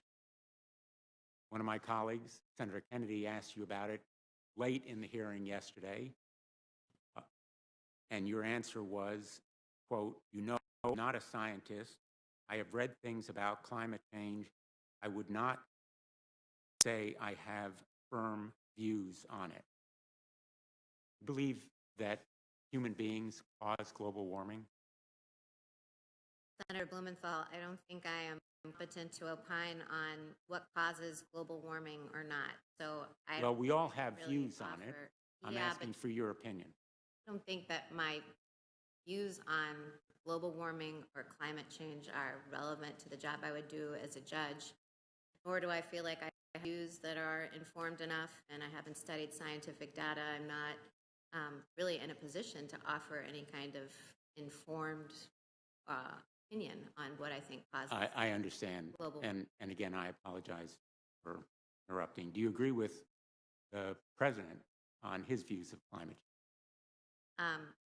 I don't know that I have seen the president's expression of his views on climate. Okay. Let me ask you on another area. Are you aware of the Supreme Court called shadow docket?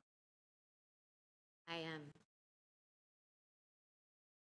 Essentially, this docket consists of cases that are decided,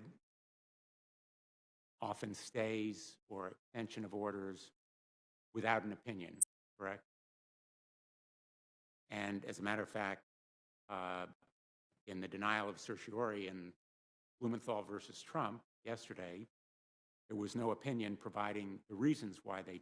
We don't even know how many justices supported the decision, except that there must have been at least 5. And despite detailed reasoning from lower courts, challenge about the issues, there was no opinion.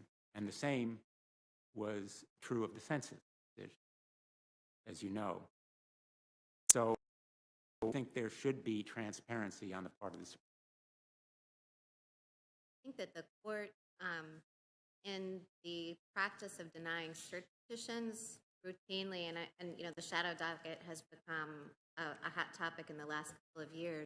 But you know, even when I was clerking on the court in 1998, it was not typical for the court to issue opinions explaining why cert was denied, although sometimes there are dissents from the denial of certiorari which have opinions. But as far as I know, it's never been the routine practice for to have opinions. My time is limited, but I just want to leave you with the very strong message, because increasingly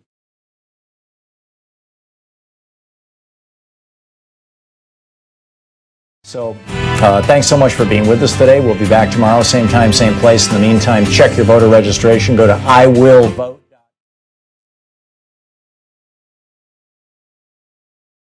Have a great afternoon. Get out there, get active, tag. You're it.